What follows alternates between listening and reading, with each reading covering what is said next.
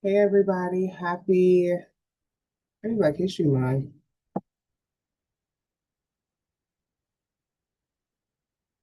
Hmm.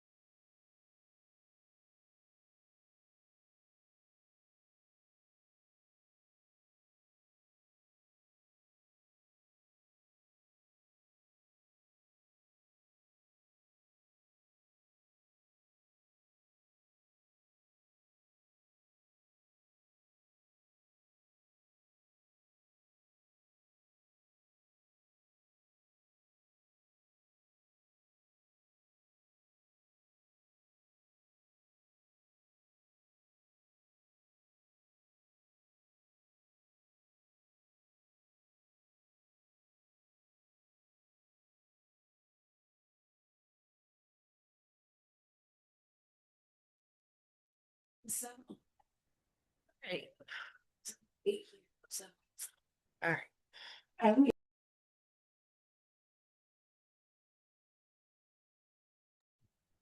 Hi everyone, welcome to ANC 8A. Happy Black History Month. We'll be getting started in a couple of minutes. Please feel free to introduce yourselves in the chat. Touring musicians, my type 2 diabetes could slow us down, but I didn't let it. I lowered my A1C and I saw noticeable weight loss. Don't share needles or pens or use them. Hello, Don't take it until your family had empty. Commissioner Foreman, 8802. Stop taking it. Medical help right away if you get a lump or sore in your neck or any allergic Is reaction. it working? Tell your provider if you find Good loss. answer, Commissioner Foreman. I'm looking actually in our email for the quarterly finance report you sent us at the early January. Could you forward that again? I know we didn't vote on it because folks had just got it, but I have too many emails from you. I can't find them. Okay. Yeah, for I just dropped everything. I'm sorry. That's what come back in. you good. I'm looking for it so I can find it quickly. But so I can find it quickly.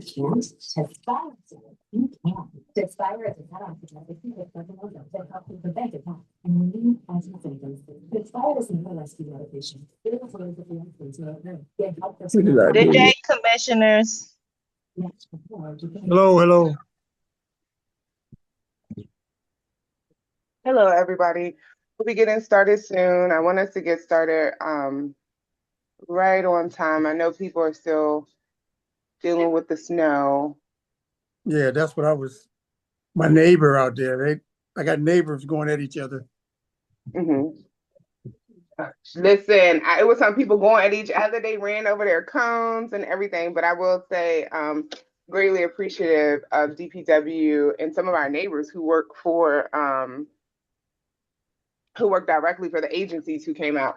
All right, everyone, we do have a pretty packed meeting tonight, and I know people are still struggling with the weather, so I'm gonna go ahead and do roll call. 8A02, Here, 8A03, Who is it to me? You got the extra. 8A03, Commissioner Davis, we see you. 8A04, Commissioner Moore. That's right. Commissioner Moore? Here, present. Thank you. 8A05, Commissioner White is present. 8A06, Commissioner McKinney has an emergency with her mother. And 8A07, Commissioner Redmond. Present. All right, we have a quorum of 5 commissioners. I'm going to ask for a motion to go ahead and approve tonight's agenda. I don't know if y'all can see the agenda tonight. Let me go back to the PowerPoint. So tonight we're happy to be joined by our newest council member, Councilmember Donnie Crawford. We're going to have some updates from the 6th and 7th district. David Ross from DHS is going to give some updates. And DDOT has actually debuted on the agenda almost every meeting, so I just put a little plug there in case they join us. We also will have time for community discussion, announcements from Councilmember Trayon White's office, the Mokers, an announcement from our State Board of Education rep, and then we'll go into some votes. Pretty easy votes tonight. We're voting on our monthly minutes and our special meeting minutes that we've had, our quarterly report for FY26 Q1, and then a resolution from Commissioner Moore and myself and Representative LaJoy about transportation equity and some of the issues that our students have been experiencing. So maybe Representative LaJoy, you can talk about that work we've been doing with DC Prep over the last several weeks.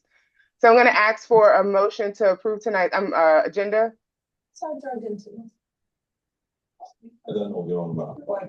I forward the motion to approve the agenda. Thank you. Tonight's Can I get a agenda. second? I Can I get a second second? it. second. All right, all in favor, say aye. Aye. Aye. Aye. All right, motion passes unanimously. Can I get a motion to approve our November, December, and January minute meetings and our special minute meetings that we held in November, December, and January? Commissioner Davis? The special minute meetings are not done. Oh, okay, well, just the regular ones for November, December, January, and November special meeting minutes. Okay. I move to approve the ANC 8A ANC meeting minutes for November, December, and January of November, December for 2025 and January of 2026. And November special meeting for November 2025. And November special meeting for November 2025. Okay. Thank you. We have Commissioner Davis motion that. Can I get someone else to second? I second. Commissioner Moore, second. Thank you. Any discussion? All in favor say aye. Aye. Aye. Aye. All right, motion passes unanimously. Commissioner Davis, it's 2 of you. I'm not sure if you shared it with the lieutenant or whatever. I but shared just it with the lieutenant. Okay, cool. I'll change your other name. All right, so we're going to invite the community members to go ahead and join us. Let us know who you are in the chat. Happy Black History Month. We are in one of the most historic parts of the country, of the world, of the district. So make sure you check out what's going on for Black History Month. I want to go ahead and get started with some community updates. So community members, if you have announcements or things you want to bring to the commission and entire community, go ahead and put those in the chat or raise your hand right now and we'll get to you. But I do want to start with, I'll start in reverse order. 8A07, Commissioner Redmond, what are your updates for the community tonight? Oh, wow. Did you see my email yesterday of 60? It was very long. I saw legislative inactions violating human rights. I was going through it. And I actually am bringing Scott Kranz out from 11th Street Bridge in the next couple of weeks to do a presentation over in the SMD. So that's going to be before the end of February. I'm hopefully trailing behind that. I'm an extended invite to DDOT because traffic on Marion Avenue is definitely going to be affected when that project starts. I feel I have a small win this year. I actually got National Park Service to clear a sidewalk this year. Woohoo. They cleared one. But I've been nice, but I have another email that's going out tomorrow to get my other side done before we get any more weather this weekend. Anything else? Oh, I will be bringing housing counseling services out as well, as a result of ownership here trying to make historically rent control property residents pay for parking. So now I'm bringing rent control classes to the SMD so people can know their rights in regards to that. So Office of Tenant Advocacy has been on my list for the past week as well. And actually, Christo is actually out sick. So, but he followed up with me while he was out sick. So I appreciate that from him as well.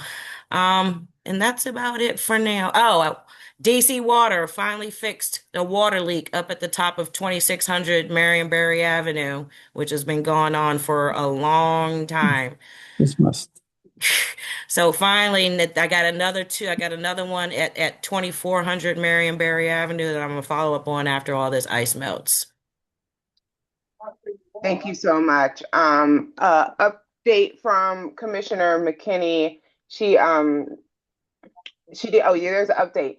If you all remember A Plus Liquor Stores, it was A Plus Liquor and 24/7 Liquors that were both trying to get new ABCA liquor licenses. And they both were kind of thrown out or delayed by ABCA because the applicant didn't have their stuff together or didn't show up. So A Plus Liquors has resubmitted for their liquor license, and that's the one that was taken over a neighborhood pharmacy. So we have a protest hearing that's been scheduled, I think, for February 11th to February 12th. The protest is from ANCAA and a group of 5 neighbors. So we will be re-engaging the legal services of Burgess Law Firm for this protest. And so the commission voted to apply for the OANC Technical Assistance Fund for a legal firm last November. And so I followed up about that today or yesterday once I got the notice that the hearing is back. I am going to email, or Commissioner McKinney, one of us will email ABCA because we do want to try to extend the protest hearing because we just got the notice and everything we've been dealing with from the community. And then we also want to have a time to get that lawyer, the funding for the lawyer and get prepared so that hopefully it can be thrown out. So that is the commission, that's the update from 8A06. For the record, Commissioner Donohue has joined. We have a quorum of 6. And so 8A05 updates. Thank you for those who've been reaching out to let me know about your streets. Many of us, we've been able to get some of the streets cleared. As you all know, who's been in contact, I've been in contact every day with Randy from DPW, who's been amazing. Terry Briscoe has been out. And then also some of our neighbors work for the agencies and they came out to 8A05 and 8A06 over the last couple of days to dig folks out. There are some alleys that we know people are stuck still in cars. The alleys weren't prioritized, but we'll continue to push for that. I think the other update is we had a great meeting with the AG's office, town hall. I don't remember, sometime in January, December, maybe the other commissioners remember. They actually followed up with us this week and asked us for more information for about 18 properties. So I'm going to put those properties in the chat. I also reached out to some folks who attended the meeting and asked them, people who brought up those properties, if they could provide additional information from the AG's office. And lastly, the Board of Elections has been reaching out to commissioners to set up as many as they can ranked choice voting tutorials because we will have the first elections with ranked choice voting and it's very different from anything that we've done before. So there's a lot of education needed and sensitization on how it works, what the process is going to be, how it's going to be different. So we're hoping to do as many, at least 4 to 5, if not 7, maybe each commissioner in AA hosting a ranked choice voting web session, right? So we can get as many people possible signed up. We do have the first one confirmed on February 28th. No. I think I'm going to tell you the time. It's either February 28th or February 21st. It's going to be in conjunction with Historic Anacostia Block Association and Fair Lawn Citizens Association at Ambassador Church. We are looking to do one at Union Temple too, because that is a polling station. So, yeah, sorry, my kitten is like tripping. I need to put her in another room. But the last update from 8A from 8A05 is that tomorrow, Council Member Marion White is going to be hosting a town hall with Therm. That is the new proposed anchor development for Poplar Point. to start the conversations on the community benefits agreement.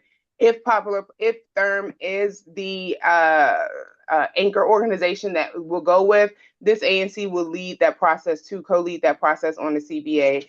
Those processes are typically long. The Office of OANC hired a land use attorney to help all ANCs navigate, because a lot of times you're negotiating with attorneys. So just want to put on people's radars that CBA process is discussions are starting to happen. The process is not necessarily initiating. However, there's still, questions we have about if the anchor tenant, if that's going to be anchor tenant.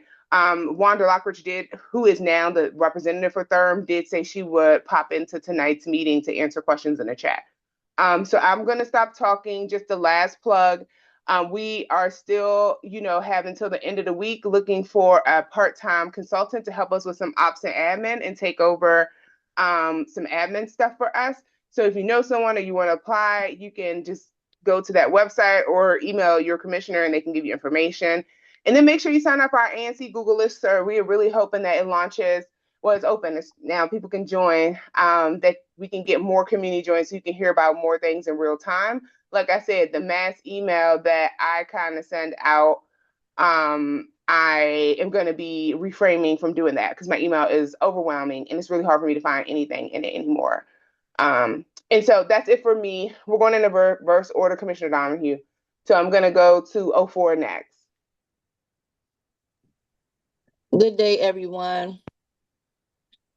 Hello. Over this snowstorm, I did drive around just to see how the streets were.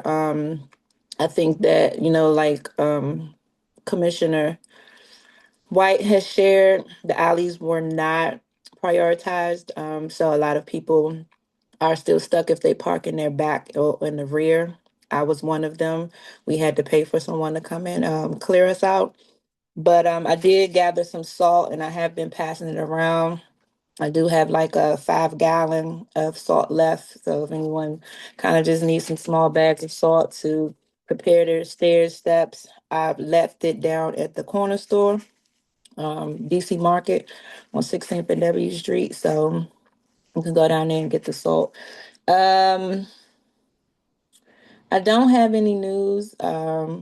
If you are in my SMD, I do have a WhatsApp group that you can join so that I am better prepared to share overall information. And when you get the agenda, you can have me, share or present things that are of your concern. But I haven't received too much concerns outside of the ice and the snow.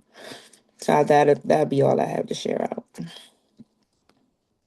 Thank you, Commissioner Moore. 8803.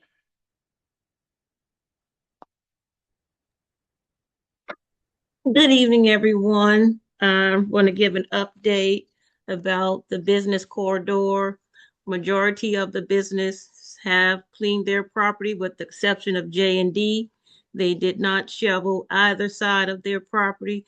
I did put in a request for a fine for them or whatever they give them or warning, because I actually went into the store and spoke with them 2 days ago, and as of today, they still have not done it.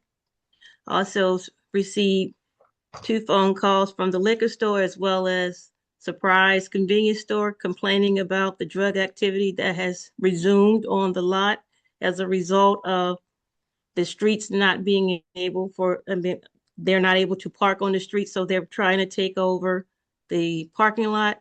I've reached out to Commander Hickman and they are aware of that and they are taking next steps to see what they could do to address that issue. So I just want to let the community know that they are aware and they are in the process of formulating some plan of attack for that. And I want to thank the community for coming together and helping the elderly in our community shovel their snow out, as well as banding together and paying for snow removal for our alleyways, because a lot of us could not get out and we had to band together, and we actually did 2 alleys. So I want to thank Terry Brown for leading that, as well as myself for going around and getting enough neighbors to be able to afford to pay for it, because it was very expensive, but it was something that we had to do. So, and also I wanted to share that I am in the process of trying to figure out some activities for the summertime in the park to activate the park. And that's it. And someone is at my door. Thank you, Commissioner Davis, and thank you for those neighbors who've been helping neighbors. My neighbor helped dig me out as well and cleaned up all around. All right, so let's go to 8A02.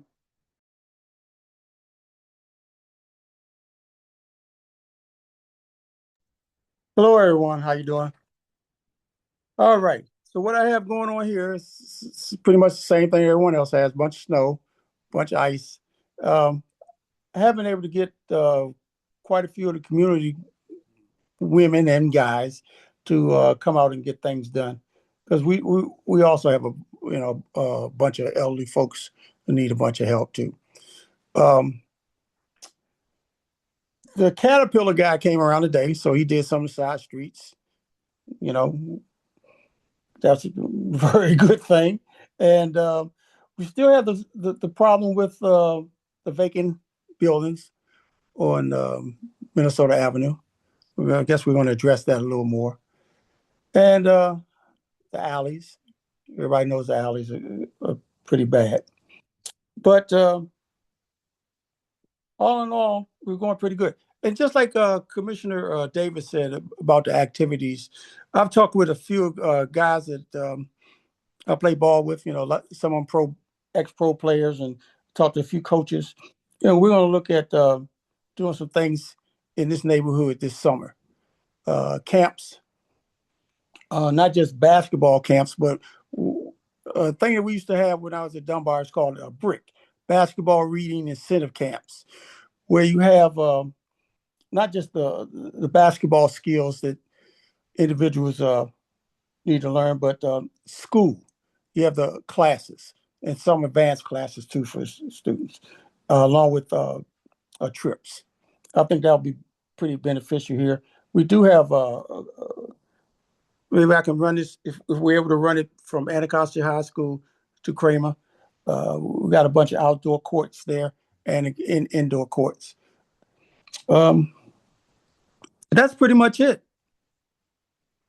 That's pretty much the things I got going on here in 802. Thank you so much. And 8A01. Good evening. Can everybody hear me okay? Okay, good. Just a couple of things for 8A01. And I'm sorry if I missed those couple minutes getting on. So, of course, we were glad to have hosted the mayor in most of our single member district. We had the opportunity to talk about a lot of things, including what I'm calling the 19th Street revitalization, with 1525 already well under construction and added the additional floor. I'm happy to report that 1507, 1509, 1511, the big white building on 19th Street, is officially vacant. There are no squatters. It has been completely boarded up and secured, and that building is now 2/3 of the building has already been gutted. The remaining part of the building will be gutted, and then they'll begin redoing it basically and adding an additional floor. So that's something definitely look forward to. The last remaining two tenants relocated to other apartments, and one has the option actually of returning back when the apartment is completed. So great agreements that we came up with the owner of the building and the remaining tenants, and both of them have finally relocated into a much better place. So that's a big thing for my SMD, and it's been a big accomplishment of a year's worth of working on. So we're looking forward to working with the developer and the property manager and the property owner, meeting with DOB to move forward on a couple of matters that the property manager or property owner brought to our attention. So we're excited about that. want to say that this morning, there was a water main break at 17th and Q right in front of Kramer Middle School. It did affect classes because they had to shut the water off. So classes went over to Anacostia High School. The water main break they were working on it all day, and it's expected to be completed by this evening. And classes are expected to resume again at Kramer. There will be no need to use Anacostia tomorrow, as long as the repairs are made tonight. I have asked DDOT to treat the surfaces as initially this morning. We had a waterfall of water flowing down 18th Street, collecting in onto Fairlawn. So I had um, I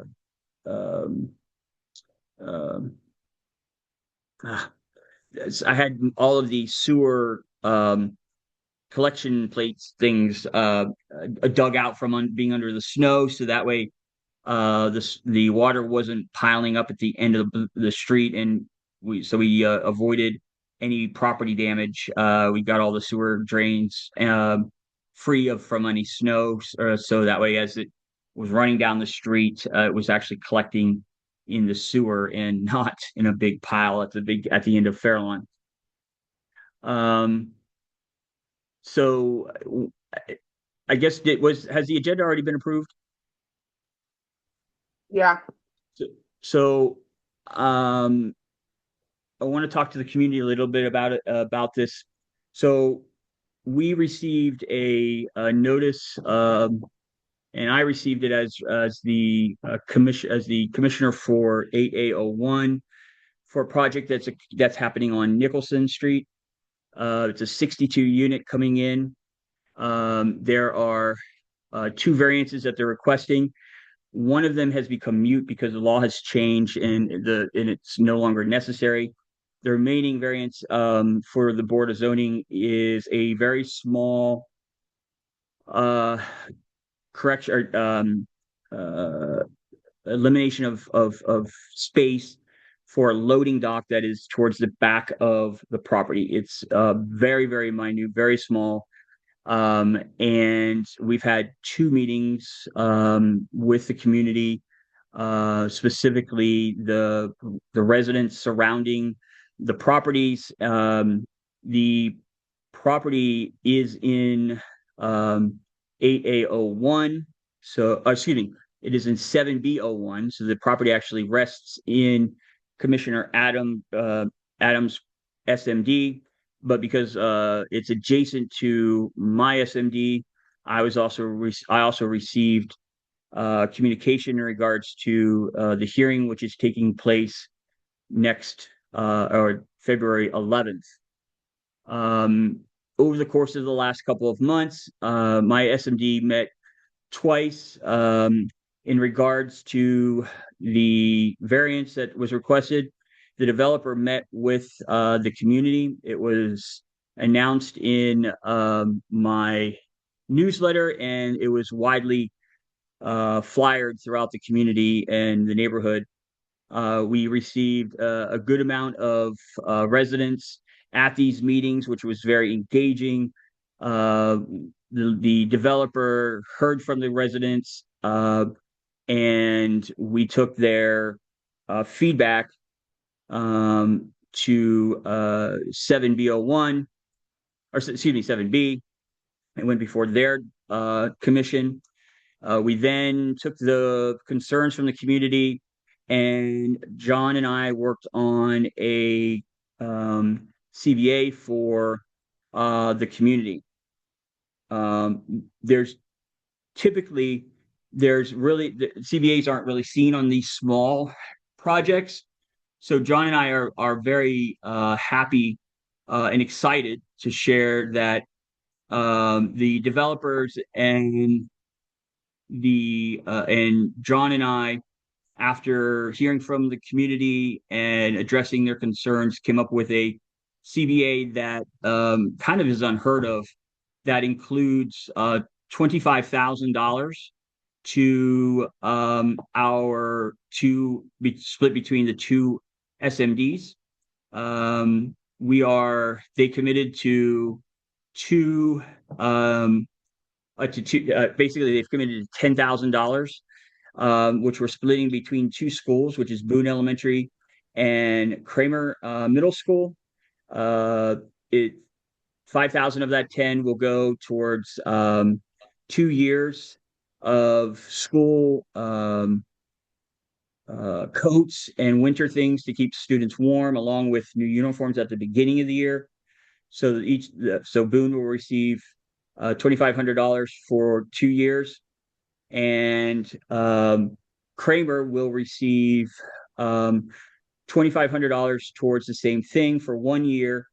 Boots, coats and things to keep students warm, and then new uniforms, as well as $2,500 will go to the after-school football program. These are great wins for both schools. The remaining $15,000 will be split between, over the course of 2 years, to 3 nonprofits in 7B01.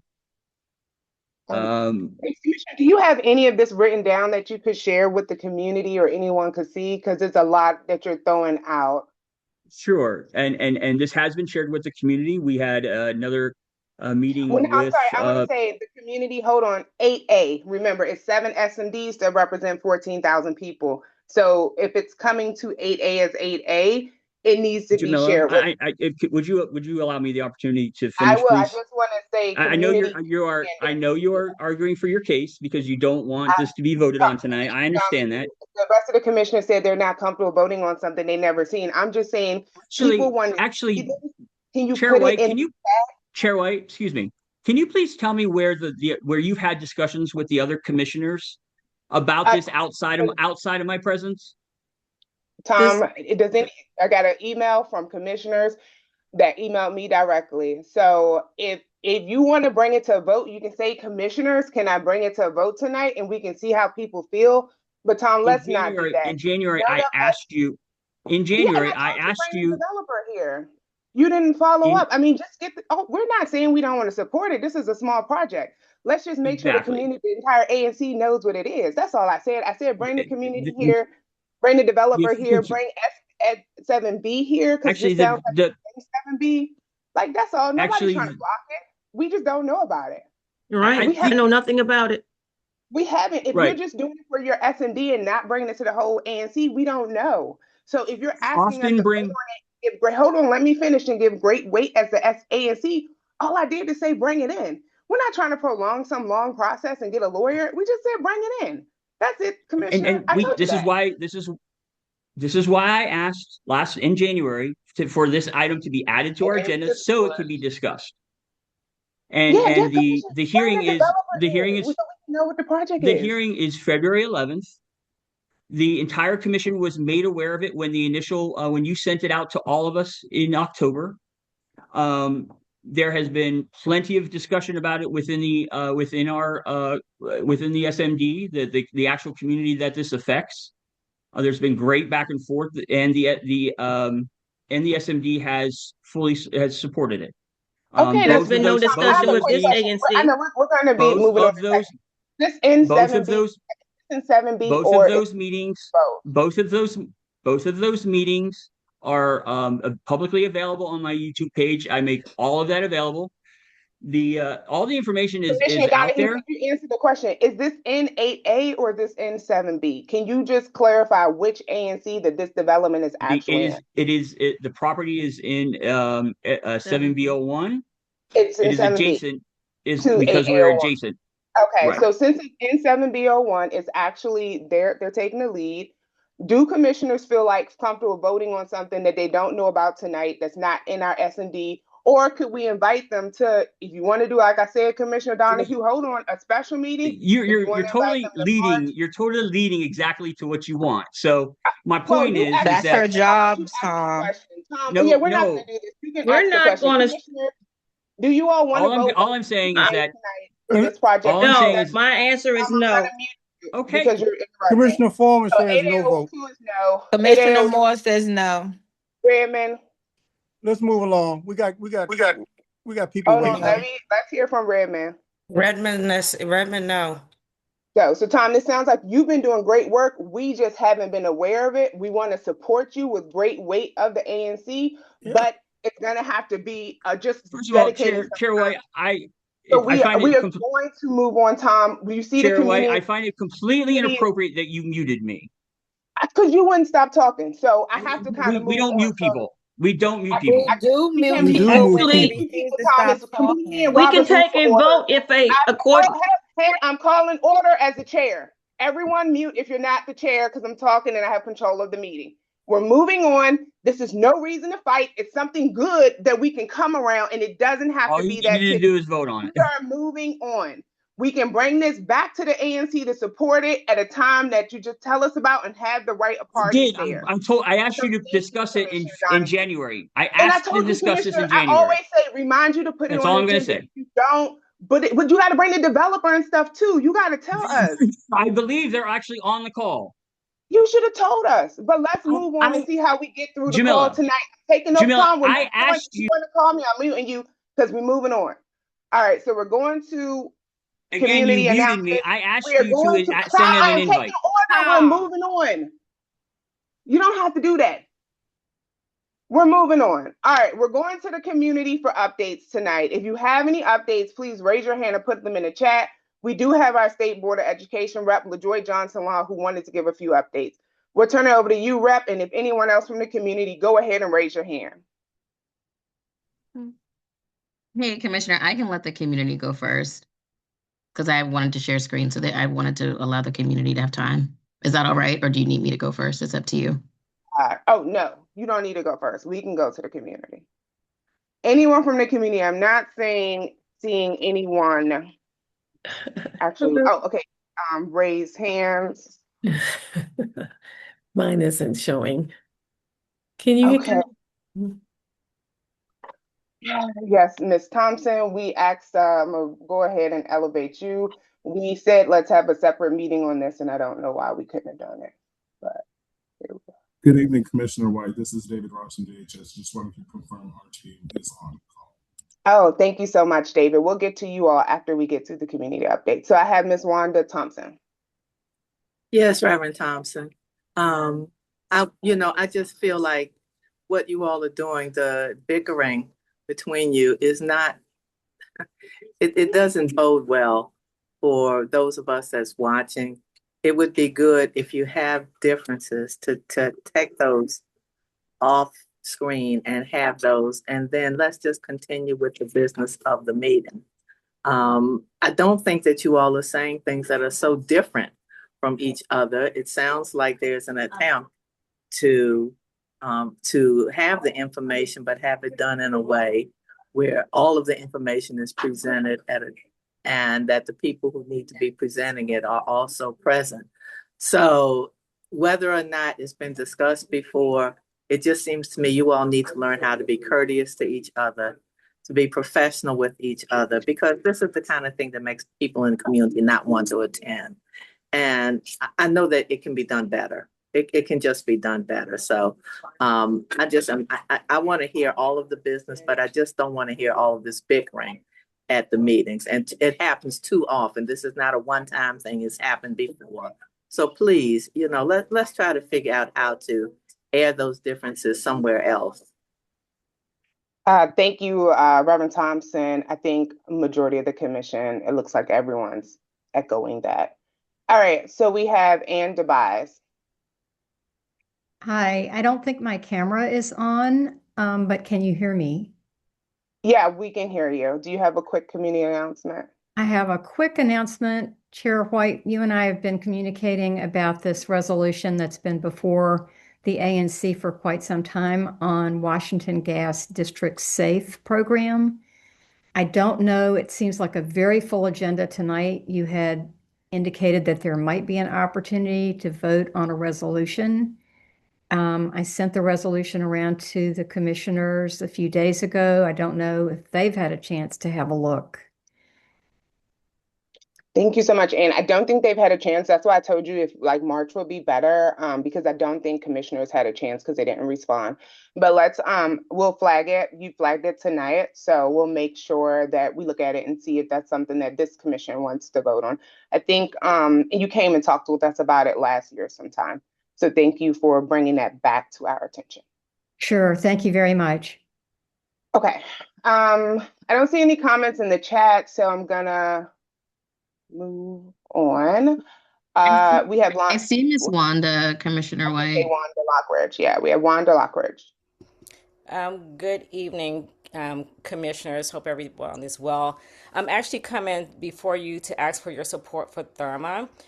So we've come to ANC 8A on 2 occasions, I believe, to talk about Therma.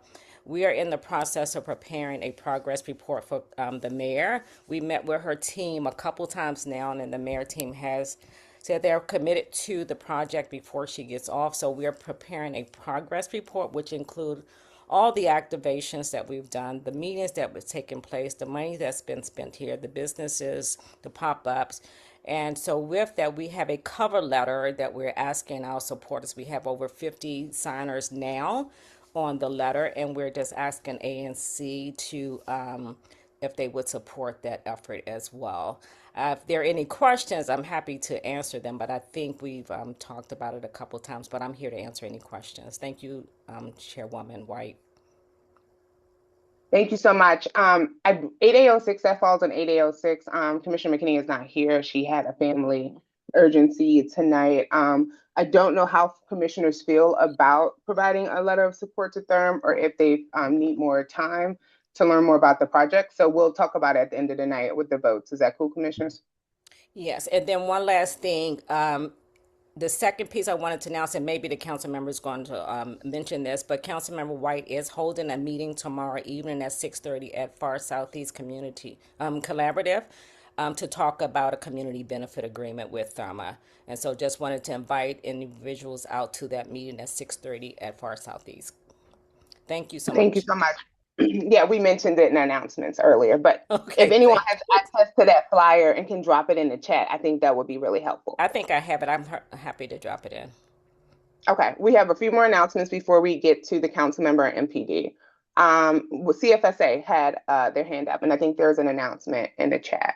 I think it was just the panelists, so I'll send it to everyone. Yes. Hello, everyone. I'll be brief because I know you have quite the agenda. I'm Kathleen Steins. I'm a foster care adoption recruiter at Child and Family Service Agency, and we are just raising awareness about the continued need for DC foster parents. And so we wanted you all to know that we do have an information session every second Saturday each month via Zoom, and we do have one on Valentine's Day, and it's from 10 to 11:15, and it's by Zoom and every second Saturday. And I think there's going to be an opportunity maybe next month to share a little bit more about our program so that you all will be aware that there are a lot of resources for people who choose to become foster parents.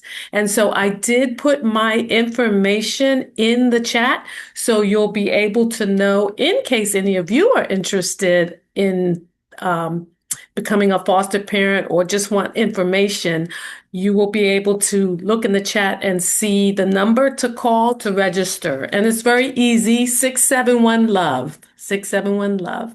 So with that, I will let you guys go and hopefully I'll see you next month. I just want to give Miss Kathleen Steins a huge hello. Hi, Priya. I was so happy to see you. I saw you there. You as well. It's wonderful to see you.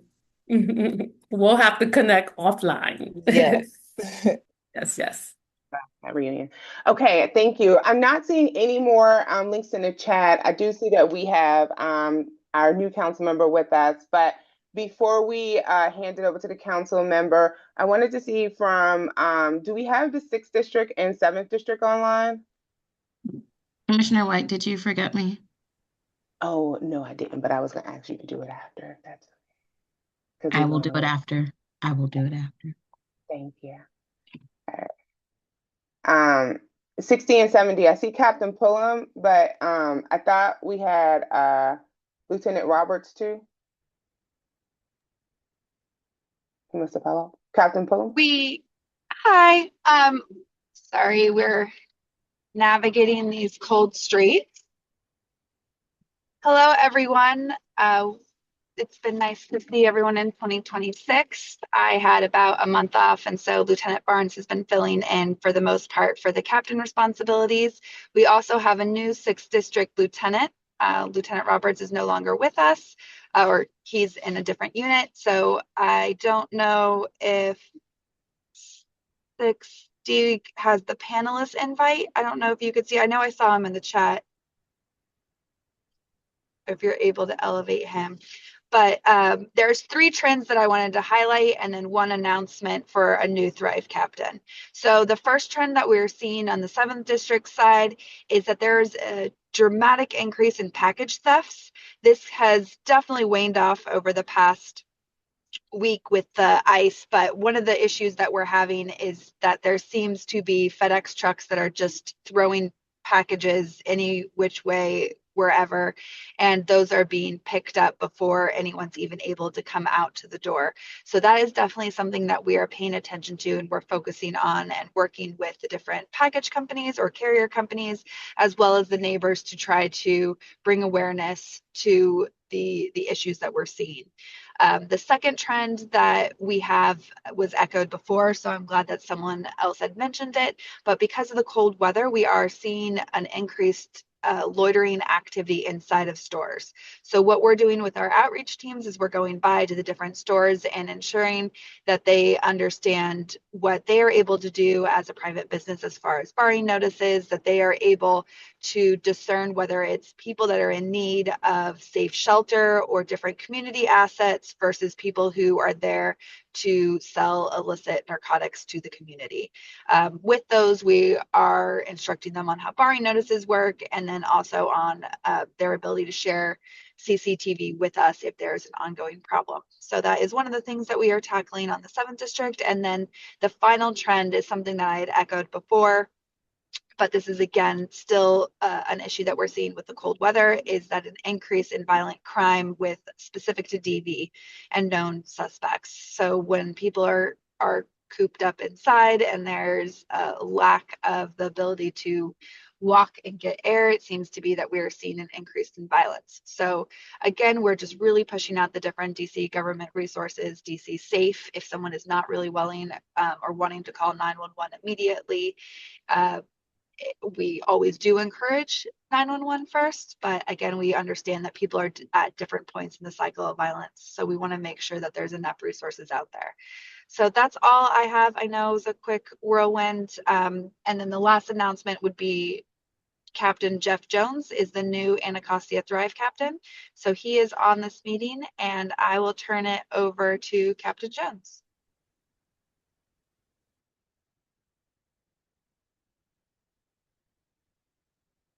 I don't see Captain Jones. Does anyone see Captain Jones? I don't see Captain Jones in the guest list either. But Commissioner Donohue, do you have a question for 7D? Yeah, I'm sorry. Did we miss? Is 60 going to be on, or? They were on and I think fell off. Is that correct, Commissioner Davis? Weren't they on at first? So I don't know if maybe someone can text them and see if they can come back on before the night's over. Maybe the captain can help a little bit. My concerns is, according to crime cards looked into tonight, 8A has a significant increase in crime by 191 over this same period of last year. 8A is one of 2 ANCs that have an increase in crime. And so it looks like the primary increases are assaults with a deadly weapon, motor vehicle thefts, and robberies. Why is 8A seeing such a, and I know this might not be appropriate for you, Captain, but I'd like to sort of understand why 8A is seeing such an increase in crime, and a large increase in crime, and what we're doing to address that. No, those are completely fair questions. I think one of the hard things that we have with the city as a whole is that you guys, or the city divides it by A and C, and we divide by PSA. And so I have spreadsheets on spreadsheets of everything with 701 and the 7th district. And like I said, those are the three trends that we're seeing. I think we had 10 thefts reported this past month and versus the one that was reported last year in the same time frame. Weather is a huge indicator of different crime spikes. And so when you have condensed areas, when you have weather that keeps people inside, then you see a more concentrated amount of violence in a close neighborhood area versus in surrounding areas. Mobility is another factor. But again, I think that that would be a better question for your specific, because I know you're on the 6th district side, for the 6th district member, and to what specific trends they're seeing, because there is a difference in both neighborhood and crimes that we're seeing in every neighborhood, but especially I think in the divide of Marion Barry. Thank you. All right, let's see. Do you have any questions for 7D from commissioners tonight or community members?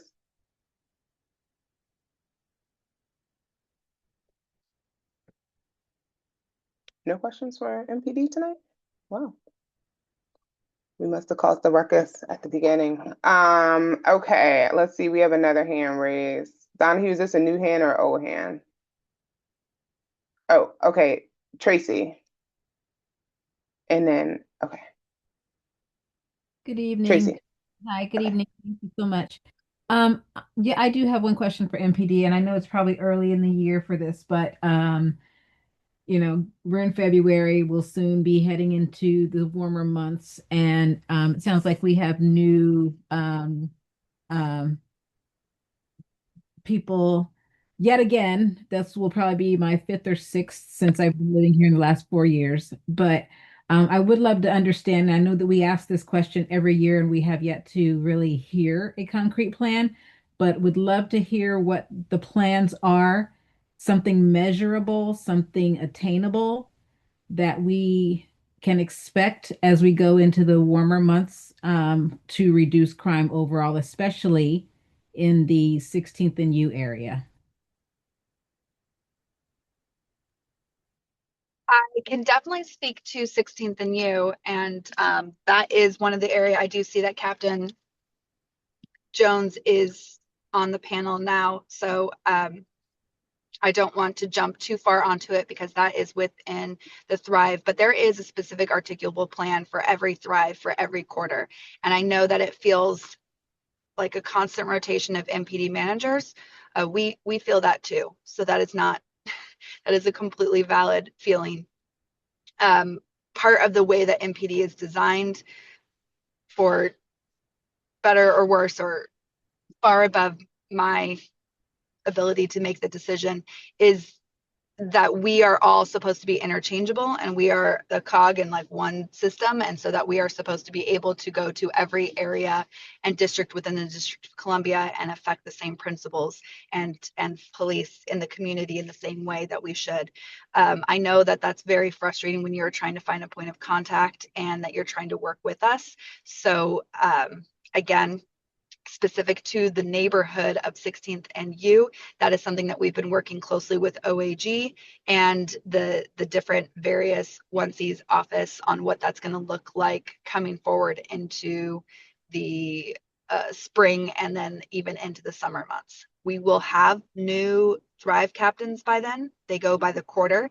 So while Captain Jones will be able to give you his plan, that will only go through the spring. And then there will be a new one for the summer and they will have a new plan that goes forward.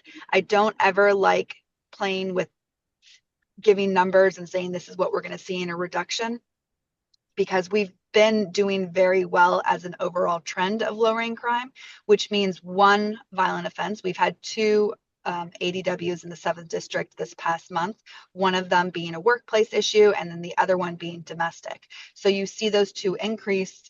You think if we're going to say we're going to reduce that, the answer isn't really a policing mechanism, but in those situations, most of the time, it's another avenue or if it's additional support.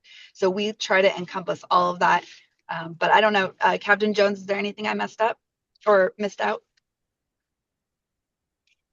No, not at all. And good evening, 8A. I just want to take this moment to introduce myself. I'm Captain Jeff Jones. I'm currently assigned to the 3rd District. So my home away from home now is down in the Anacostia Thrive. So you guys probably know better than me, like the boundaries of this Anacostia Thrive. It's a very small sliver of 8A, 2 and 3 and 7, and then predominantly in 4 and 5. So Commissioner White and Commissioner Moore, I look forward to more conversations moving forward. I know it's frustrating. I'm probably the 7th different Thrive captain you've had to meet, and then I'll be gone again in April. But I'm wearing multiple hats. I do several things. Right now my job is split between 7D and 3D. But the purpose of this Thrive is to bring hopefully innovation, a different view, a different perspective on what we can do to try to make things in that Thrive area better. I'm integrating myself with Captain Pulliam's plans and Lieutenant Barnes's plans. I've worked closely with Commander Boltler. I'm on board with his ideas, his plans, but I'm going to see what I can bring to the table. I want to try to lead that place better than how I got there. A few trends I've seen, W Street is definitely one of the hot spots. Over 1600 blocks, 1625, 1627. I've seen some issues there. Along Marion Ave, 1527, the Union Liquors, that seems to be a hangout spot. And then just as you said, 16th and U. So I see the problems. These problems have been very historic. It's been going on for years, but yet we keep trying to do the same thing over and over. So I want to try to find something different. I want to maybe bring some resources from uptown, maybe bring them downtown. I don't know what that looks like yet. I'm still in the early phases of taking the temperature and kind of seeing where things are. But I wanted to share my phone number with you in case you ever have any issues. It's Yeah. 259. Oh, sorry. You also put in the chat. Sure, that's probably easier. Yeah, so people can grab it. Can I also? Oh, sorry. Go ahead, Tracy. I'm sorry. I'll say this and then I'll shut up and you can throw me back on mute. I appreciate everything that you've both said. But I will say again, I've lived over here now for almost 4 years, and literally everything you said is, for lack of a better term, almost verbatim that we've heard over and over again. We're going to try, we're going to try, we're going to try. But those of us that live right here, we don't see any try. We see observance. We see all of the transactions, all of the things, all of the hanging out, all of the things happening. And then we see what we're told, which is we've got more police officers sitting over there. Yes, you do. There's one on every corner also watching all of the transactions that we're watching. And it's very much reactive policing. It's not proactive policing. We would like to see something more than the officers sitting in their cars watching YouTube. Please. Thank you. Thank you, Tracy. I want to get to Commissioner Davis, and maybe you can lump those two. I do think maybe Captain Jones, if you can put your email, we can connect you to maybe some community groups and other organizations for you to connect with, such as HABA, HAP, some of the street associations, tenant associations, to maybe be a little bit more up to speed on the community's perspective. But I'm gonna go to Commissioner Davis and I'm gonna move on. I just wanted to say that Lieutenant. Oh, you're on mute. I wanted to say that Lieutenant Iodich put in the chat that he had an emergency, he had to go, and he left his email address and said that if we had any questions that we could email him. Okay, but they were on. Contact in the chat. Cool. All right, so let's go ahead and welcome up Councilmember Crawford, and then we'll get to Rep. Johnson, and then DHS, and then we'll close it out with a few votes. Oh, no, I'm sorry. We'll do the Councilmember's office and then close it out. But want to definitely welcome and congratulate Councilmember Crawford on taking over the roles, and thank you for stepping up to serve your community. And for those of us who are not familiar with you, we love to get to know a little bit more, give you a couple of minutes to introduce yourselves and let us know a little bit more about you. and about the position. I think people might have questions on how much time you're going to be in that seat and some of your priorities. And I think community members, this is your time to engage our at-large council member, Councilmember Crawford, is a representative of Ward 8 as being an at-large council member. And I know there's concerns like you raised tonight with MPD and other issues that need to be addressed to council, especially some of those neglect issues. I'll say Councilmember Trayon White always says Ward 8, you have 6 council members, 6 representatives, not just one. So we are glad to have you here, Council Member Crawford. And over to you. And Thank you. Members, please raise your hand, or if you have the questions, put them in the Q&A so that when we can get those. And I'm going to ask commissioners not to go back and forth with each other in the chat. Let's not take up that space for community members. So I'm going to actually remove those messages just so this can stay to a free space for community members. We can direct chat each other. All right, No, Council can Member. we leave it as part of the record, though, please? Thank you. Council Member, over to you. Thank you so much, Chairperson White. Thank you for inviting me. Hello, Representative LaJoy. It's good to see you and everybody else on the commission, as well as just residents in Ward 8A. I am Donnie Crawford. I'm the new at-large council member. I was sworn in on January 20th, so I've officially been in this seat for 2 weeks. So I moved to the district. I've spent 2 separate times in the district. I first came to the district in 2013 when I was finishing out my graduate program. We had a DC semester, fell in love with DC, but at the time where I was working, they didn't have enough money to hire me. So I went back home. I'm originally from Pittsburgh to get some more job experience. And then I came back in 2019 and I've been here since. And I've been working both within the Wilson building and a little bit outside the Wilson building as an advocate. I was a policy analyst at the DC Fiscal Policy Institute. So I spent 4 years just studying the district's budget, drafting toolkits in the areas of affordable housing, inclusive economy, and all things workforce, economic development. And so that really got me, I guess, my sea legs when it comes to reviewing the budget and making sure that residents understood the investments that the district was making. And then I joined the council March 2022. So I've been there for 4 years. This is my 8th budget season. And I served a number of roles for Councilmember McDuffie. I was his policy advisor, I was his legislative director. And then last year I became his committee director for the Committee on Business and Economic Development.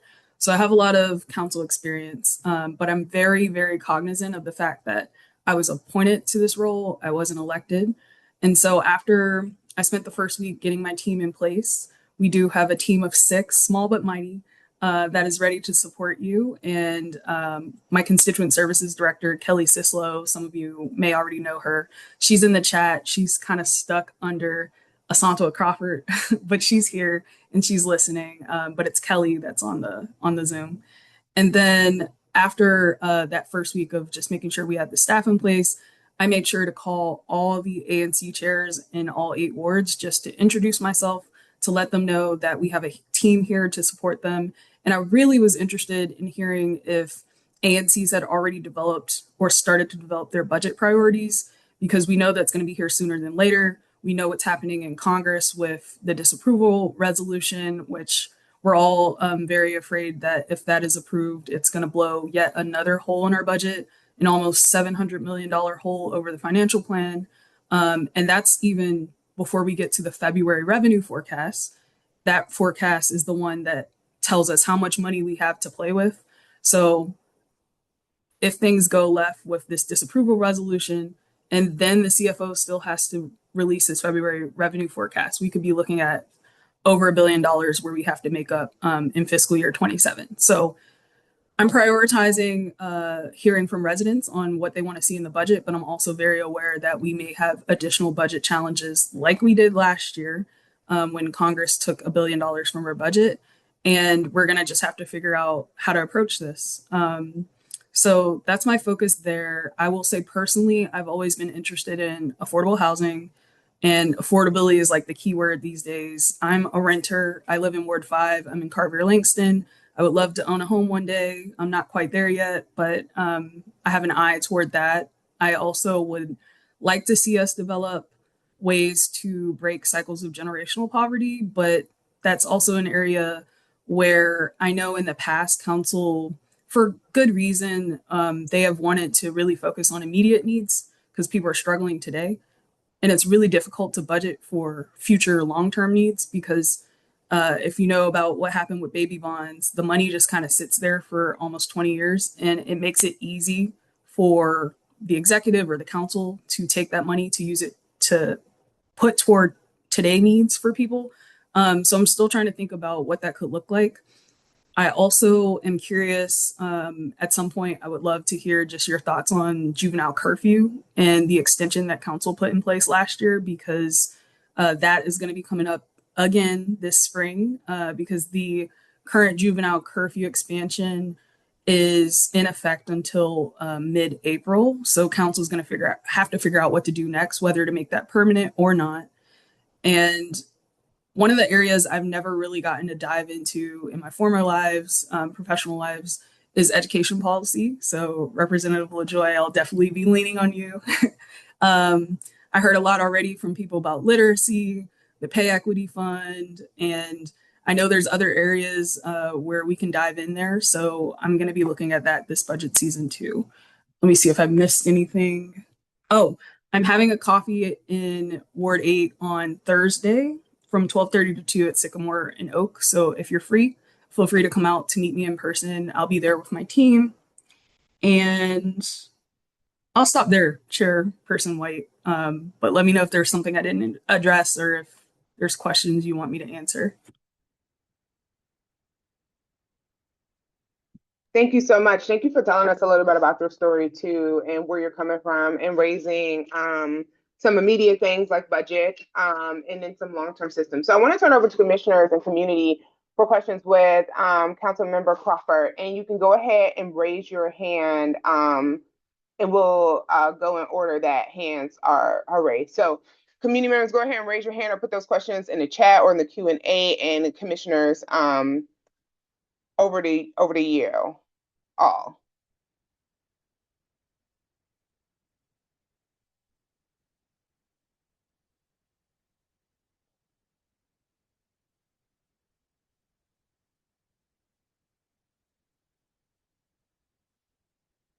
All right, 801. Any questions for Councilmember Crawford? Excuse me, Councilman. I don't like gendering the name. Yeah. Oh, Commissioner. So I'm just Go trying ahead. to unmute me. No questions. Welcome. We definitely look forward to working with you. I know you had made some remarks about wanting to get into Ward 8, so we welcome you in the Anacostia area. And again, congratulations. Yeah. Thank you, Thank you. Commissioner Davis.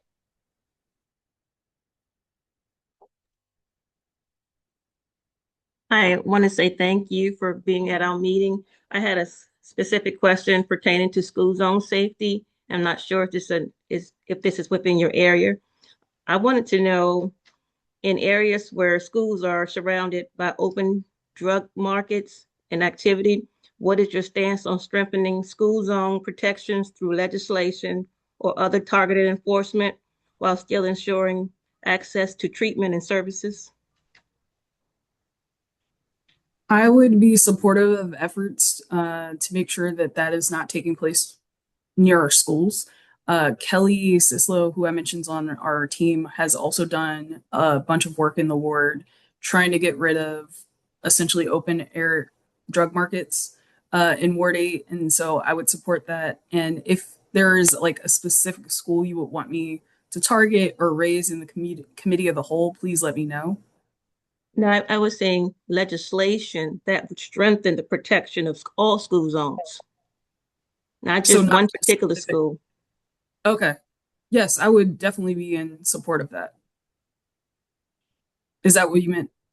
No, not that What do you you would be in support of it. Would you be drafting or trying to bring Oh, would forth I draft it? legislation? It's Yes. it's something I can take into consideration. I haven't introduced a bill yet, so we're still going through where I want to be impactful. So I can add this. I already wrote it down. I can add this to the list.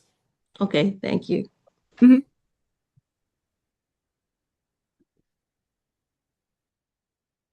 Thank you so much. I think we also have Tracy Johnson. You want to ask your question live? No, I don't have a question. I just heard her say which schools, and I said catch them. okay. So we Thank want you. to add ketchup.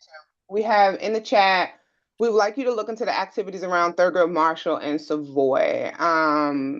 Commissioner Fuller, Is this also an issue at Boone? oh, hold on. Okay, sorry. The Boone, loitering, Boone, Boone, Ketchum, and Thurgood Marshall. Is that what we said? Boom, Ketchum, and Thurgood Marshall. I want to recap the issues we said. Loitering. Commissioner Davis, can you recap the issues actually? Drug activity and loitering in school zones. And I wanted to know, would she be willing to put forth legislation that would strengthen the protections in school zones? Okay. Not just the 3 particular schools, all schools in Ward 8. Okay. And across DC for that matter.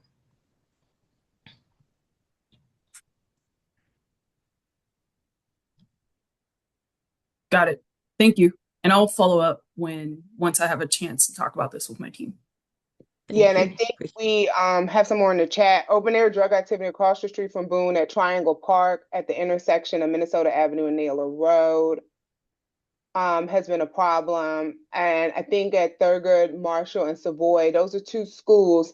There's also the Police Cadet Academy right there. And so that's something that has been flagged about some of the activity that's happening right in front of the Cadet Academy and making that a little safer. Okay, Commissioner Redmond and then Representative Johnson Law. Thank you, Councilmember Crawford, for joining the meeting. I was working with Ms. Sislo and McDuffie before he left in regards to trying to get some services over here to Ward 8. A lot of Ward 8 is covered by National Park Service. And they already last year openly admitted to me that Ward 8 is historically known for them not to be on their service list, maintenance list, and things to that extent. And constantly being told that they don't have tools, supplies, and things like that to come and service the parks over here in Ward 8. Fortunately this year, I don't know if you were on, fortunately this year I was able to get National Park Service to come and clear one of their sidewalks in my SMD. But unfortunately, their park in my SMD covers a lot of sidewalk square footage. And they have not come and cleared a large major part of the backside of their park off of Naylor Road. So I am looking for some continued support over here in my SMD with National Park Service. I finally, I guess, got a working email address from him, but to once again receive excuses about them not having working equipment and things to that extent, we're hearing this every single year from National Park Service. And I'm sorry, but the parks over here are just terrible and from years of neglect of them not coming over here. So I am looking forward to working with you all and trying to get more services over here for the parks. Thank you, Commissioner Redmond. Kelly did share with me the work that she was doing with you, particularly around Fort Circle Park. And I would love to continue to work on that with you. I also saw a lot of comments about National Park Service, to your point, and the snow, and how Ward 7 and 8 was kind of at the end of their list and not being prioritized. And so we did follow up on that too. And yes, this is an area I'd love to continue to work with you on. Thank you. Thank you, Representative Johnson Law. Thank you, Commissioner. Councilmember Crawford, congratulations, my dear. I can't wait to work with you. Just 2 things. One, special education. Can you add that to your list? There are a couple of things that's under council review right now that haven't gone anywhere. So I would love to talk to you about that. And 2, Kelly, I messaged you in the chat. How do I get on the council members' calendar so we can talk Ward 8 school priorities? And again, congratulations. I can also answer that. I'll have Asantala circle back with you because I'd love to meet with you to talk about that too. Thank you, my dear. All right, we have Commissioner Moore. Can you hear me? Congratulations as well, Chair Crawford. As the budget conversation began, we recognized the structural limits on rapid change. That said, what is the main issue or concern you believe deserves the most attention in this budget cycle? And where do you see the greatest opportunity for the meaningful impact here in Ward 8? That's tough. There's so many issues. Like last year, I think the biggest issue that got the most noise was the pay equity fund. And I know that that is an area where we were trying to find a way to have a dedicated funding stream because every year the needs for the pay equity fund, this is basically like for childcare, for those of you that don't know, the needs grow. So we started around 80 million. Then I think last year it was 90 million. And now it's climbed to well over 100, maybe like around $123 million. And so that was the big issue last year. I think what I said earlier about the congressional disapproval resolution coming up this week will be really key because we could see $700 million disappear from our current budget if Congress passes this resolution, which means programs we thought we had funded, such as the child tax credit or the increase to the earned income tax credit, and the fact that some people have already started filing their taxes, that would be put on hold for months. And I don't think people realize like how big of a deal that would be. And it would affect, to answer your question, it would affect what we think right now are priorities. We'd have to add a whole bunch to a list. So it's kind of hard for me to say without knowing what's going to happen in Congress, what the CFO is going to say about how much money we have in February, where we're going to be by the time we get to April 1st and the mayor releases her budget. So We have with a lot. So Go with ahead. that said, can we count on you to prioritize that? I know something came out about SNAP as well as the child care. And with us having the most, our ward have the most children under in elementary school ages. And so we would really want that to be like a priority that if we look to you, we can expect you to align with, the concerns of the community. Absolutely. And I want to continue to like have these conversations, to meet with you, to make sure I'm circling back, to make sure as developments come up, new developments come up, I'm hearing from you on what you expect from me. So yes. Thank you.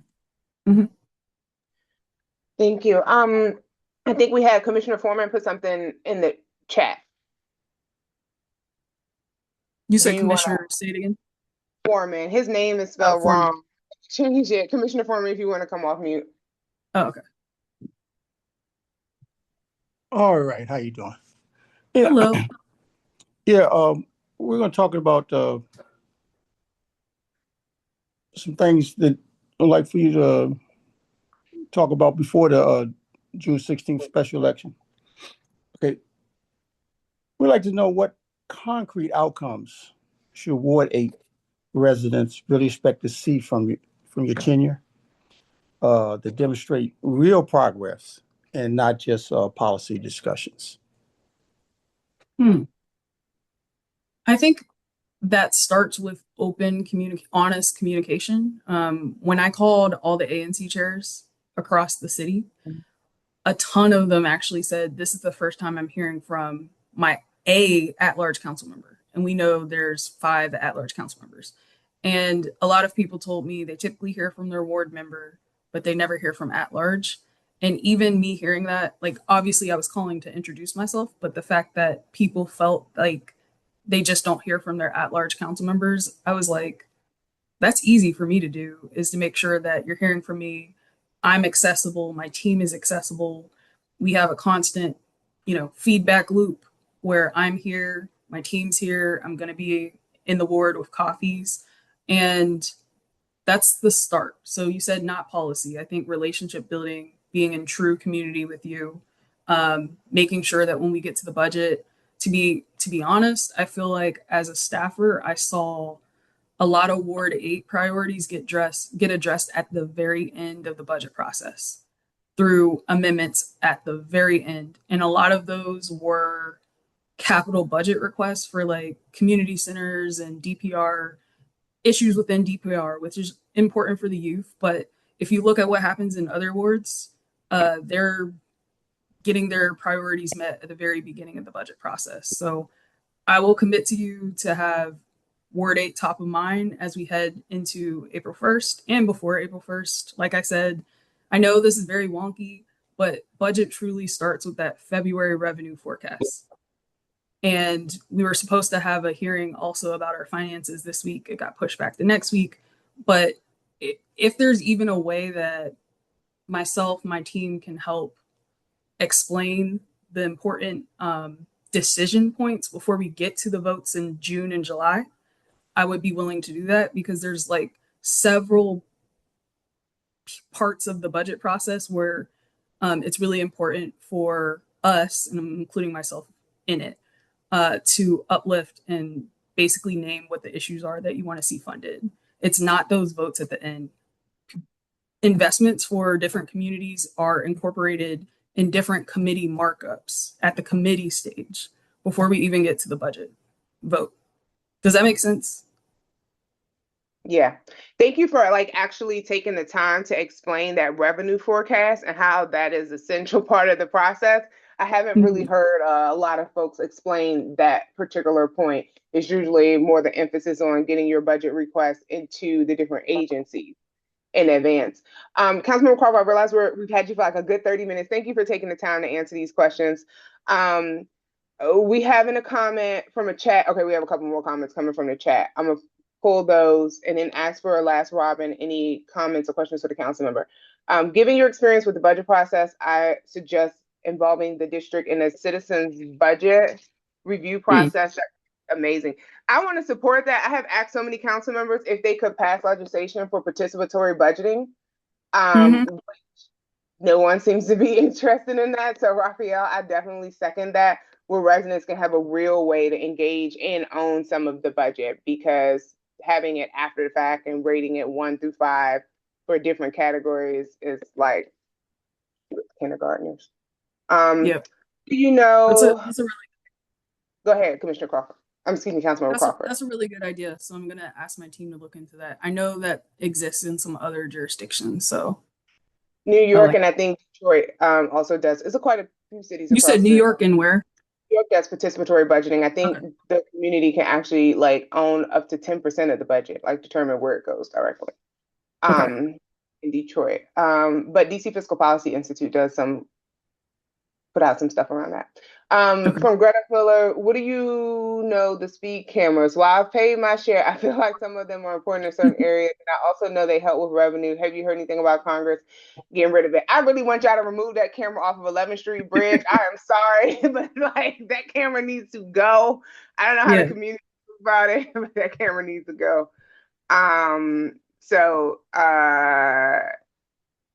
I know Congress wants to get rid of all traffic enforcement, which would blow another big hole in our budget.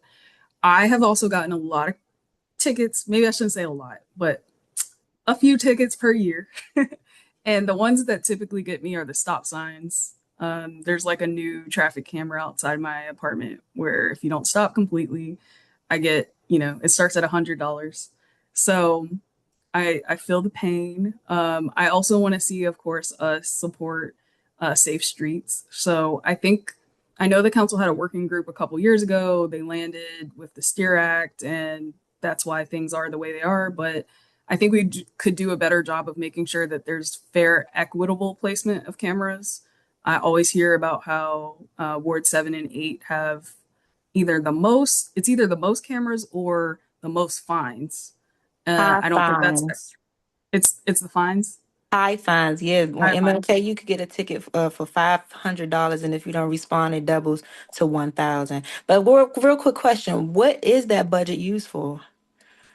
That comes in from the ticket. That's a good question. I don't remember. I could look that up. I don't want to speak out of, I don't want to make up something, but I can't remember if it goes to the general fund or if it's used for a specific purpose. Okay. But I could follow up. Thank you so much. And I think people are asking, can some of your coffee connections be virtual? We have seniors that are not accessible to Sycamore Oak. One of the things that Chair Mendelson does is, he does Coffee with Mendo, which is coming up in February. And it's going to be in 8A or Ward 8. I hear we'll get some announcements. I was talking to his office earlier today. And then he also does a virtual meeting with ANCs and community members. Councilmember Crawford, we can definitely send you our kind of budget requests, things that we've been asking for. And I think we've seen in the community, we would love for you to come back to Ward 8 and host some budget forums or co-host with Councilmember White budget well in advance. And I think, ANCs are happy to help set those up. They could be virtual, hybrid, or both, but we just don't have always so many council members at large coming, for forums and hearing the Absolutely. requests directly. I'd love that. Absolutely. And to the point about virtual coffees, we're also, this is during the workday. So I also receive feedback. Can you do some in the evening? Can you do some on the weekends? So we're trying to figure out after we have these first 8 during the day, we're going to figure out whether to target weekend, evening, or like you said, virtual. So I'll follow up on that. Yeah, absolutely. And then this is the last plug. I recommend going directly to some of the larger apartment complexes too. People oftentimes do not go to large apartment complexes and meet in residents right there. And we can definitely for our ANC give you a list. But I always recommend. I would love a list. Yeah, we can do that. Okay. Thank you so much. All right. So we're gonna move on to Representative Law. Let's everyone give Councilmember Crawford some love, some thank you, some hearts for coming out, and we will follow up with you. Oh, okay, we're getting requests. Can you put your contact information in the chat? Okay. And after Representative Johnson Law, we'll go straight into DHS. Thank you, Commissioner. Can I share screen now? Okay. And hello to everyone. I am taking you to my screen. Don't be judging my tabs, y'all. Actually, you know what? I'm not going to show y'all all. I'm not going to show y'all all of them. I'm going to show y'all the ones that's like really specific to this meeting, so y'all don't judge me. Okay, hold on. I gotta have my floating meeting controls. All right, let me go back up. All right, I'm not gonna be before you long. It is a lot of updates. I know we've been on this meeting for a little while, but hi everybody. I am Dr. LaJoy Johnson Law. It's still weird for me to say. This doctorate is not even 30 days old, so I'm still getting used to it. I am your Ward 8 State Board of Education representative. Some of you say school board. It's got same thing. Different authority, but we'll talk about that in a second. So we're gonna jump right into updates. It's a little long, but there's a lot going on that I really want 8A to know. If you don't know, schools are back in session full time, so they're not on a 2-hour delay anymore. They are completely open for DCPS schools. If you are at a charter school though, still check with your charter LEA because sometimes depending on where kids are coming from, they could be on a 2-hour delay, but make sure you check with your charter. But I believe everybody is back in session. If there is a lot of snow around your area, like trying to get there in the surrounding area, can you all email me? Don't worry, that information's coming at the end when I put it in the chat. I got you. But please let me know so that way we can contact the school in DGS, or if it's a charter school, depending on where it is, we can contact the city for DPW to be able to get that up. Okie dokie. Number 2, 8A. First of all, I just want to say thank you to the commissioners. I think I said good evening, but just want to say good evening to all 8A commissioners. Thank you for all you do. I think I talk to most of you almost weekly, at least. I think you all are my most involved commission, so I appreciate you guys. Wanted to update you guys about DC Prep, and thank you to the commissioners for bringing all of this together. I don't know if Miss Connie's on here, but if Miss Connie's on here, hey, Miss Connie, thank you also for bringing this to the commissioners and myself. DC Prep, so DC Prep was on 16th and V. They are now on Pomeroy Road. And in that bus, with that change, routes for WMATA, C25, C26, C27, C29, C31, C41, W2, W6, and the W8 routes were affected. And so those routes were removed. And so it's taking longer for our families to be able to get to DC Prep's new location. I know they had different listening sessions about it, but I believe DC Prep was also in the middle of moving when all that was happening. And so DC Prep has put a letter together that is being sent to WMATA, the mayor's office, myself, the council member's office. And so maybe, commissioners, I know you all are voting on this later, but if we need to get Tiersa or someone from DC Prep to come onto the meeting or to talk with you all, let us know. But thank you, Commissioner White, for joining the meeting we had a couple of weeks ago. I'm going to move to Boone Elementary. Just FYI, Boone Elementary, they are in need for their special education classroom. This is their communication education support classroom for their autism children. So they are looking for donations. Sometimes we have to take things into our own hands. And there are, no offense, 5,000 churches in Ward 8. There are 5,000 nonprofits. Okay, let us see if we can donate. I will get you all in contact with their principal. I'm currently working on something with them and Martha's Table and their Head Start program. They no longer have Head Start, so we're working on that to see if we can get them some support. On the SBOE side, just so you all know, the State Board of Education did pass the State Board of Education Expanded Authority Amendment Act that is now with the council. And just so you all are aware, this is education. Education is under the chairman, which is Committee of the Whole, COW. And so basically he has to put it on the table for council to vote on it. So basically what this is doing is, one, it kind of treats us like you guys. You guys get great weight.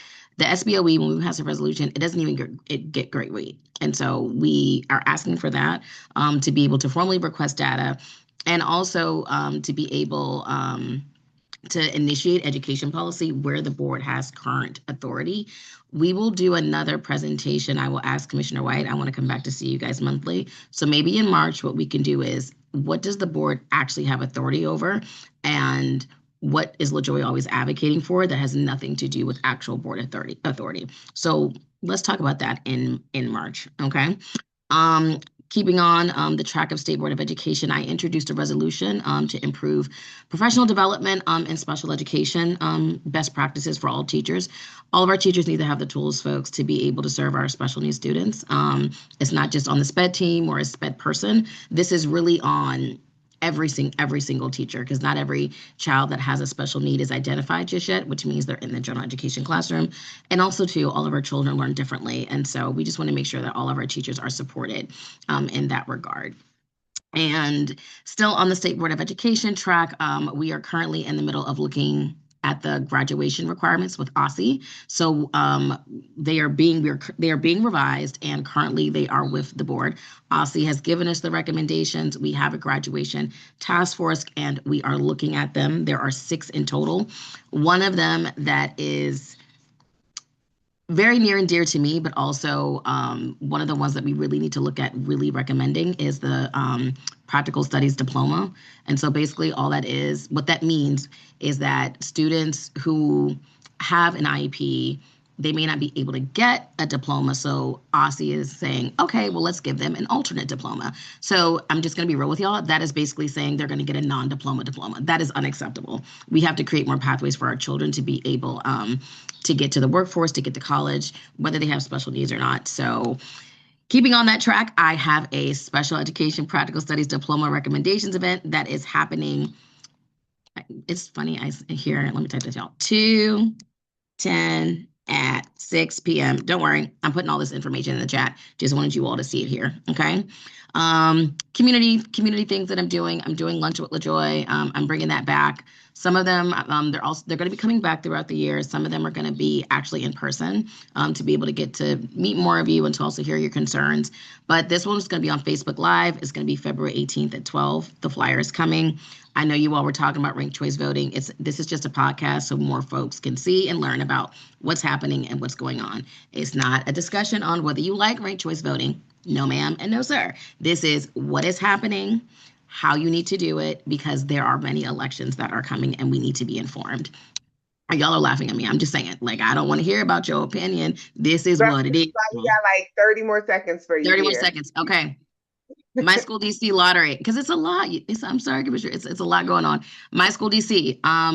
If real talk, y'all, if you do not attend, you're in boundary school, whether is it a charter school or a DCPS school, it does not matter. If it is not your in boundary, you have to fill out My School DC. The high school deadline was yesterday. If you need to fill out an application, you need to fill out a post-lottery application. I can give that information to you, but pre-K 3 through 8th grade deadline is on March 2nd. Okie dokie. And then last but least, here's the newsletter. I can put this information in the chat, Commissioner. I'm going to stop here for questions, and I'll stop sharing. Okay, thank you for the email. I appreciate it. But I can put all this information in the chat, so I'll stop there for questions and let me put the links in the chat. And thank you, Commissioner White.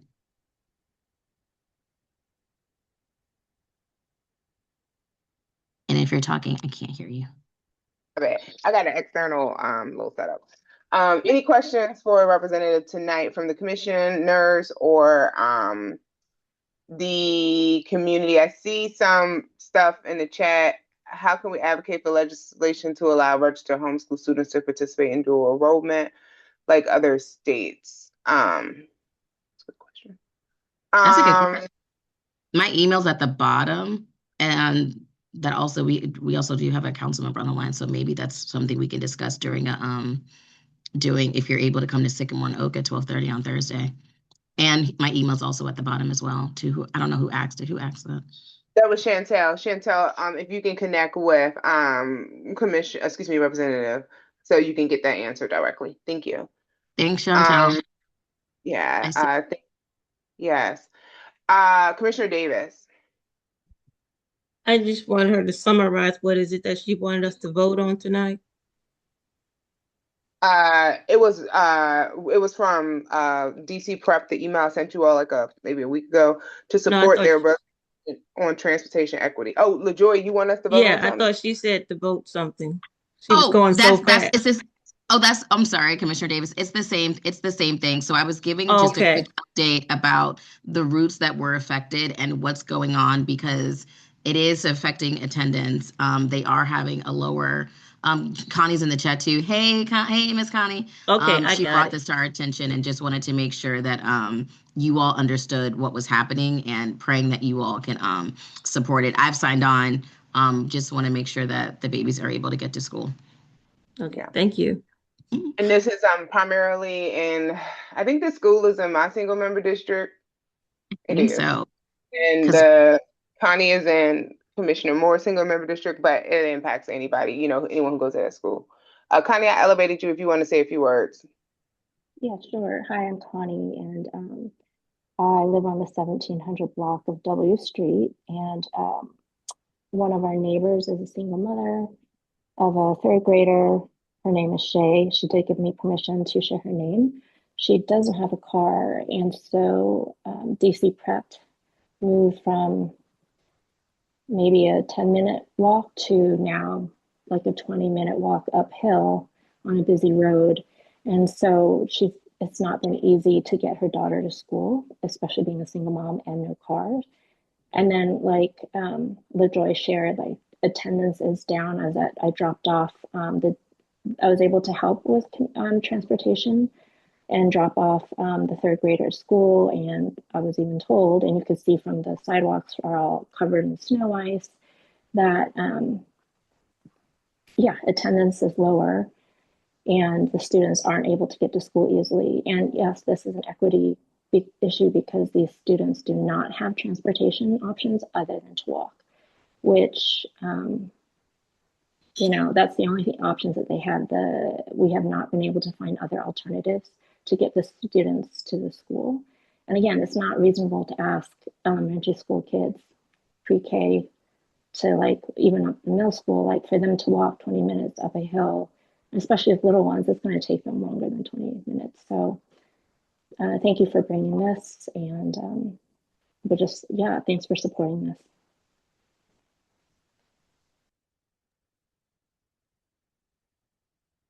Thank you so much, Connie. Does commissioners have any, I hope everyone had a chance to read the letter that DC Prep drafted and asking for support around transportation equity. I don't know if maybe Representative Johnson-Law, you can put it in the chat if you have easy access to it. But many students are being impacted by this. And I'm sure it's not only DC Prep, it's students and other schools as well. So it's probably some holistic things that need to be looked at. Okay, so while we're getting that in the chat, Julie said, are they asking for a car, a bus? They're asking for that WMATA reevaluate the bus routes that they took away. So because they took the bus routes away, it's now longer commutes for them to be able to get to school. So like all those buses that I was like the C routes and the W routes, those are the ones that are affected. I'm gonna see if, because they sent it to me to down, you do the DocuSign. Let me see if I can download it, you guys, and put it in the chat for everybody. And again, thank you, commissioners. Appreciate you all so much. Big heart. Thank you, Julie, for your support. I love it when community says what they support in the chat and what they don't. Okay, so I don't see any questions for LaJoy. Thank you so much. Maybe you can send these emails out to us that we can include in our newsletter and our listserv or something so that we can, be able to absorb. It's a lot of information. We're glad that you're working. Good use of taxpayers' dollars. Okay. I love you, Commissioner. Okay. All right.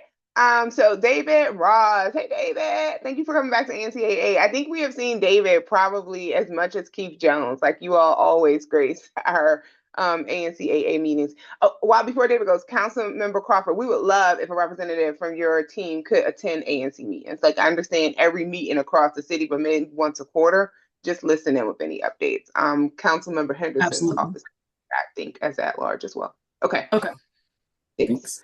All right, over to DHS. So, Chairperson White, thank you for those very kind and gracious words. We appreciate the relationship. Really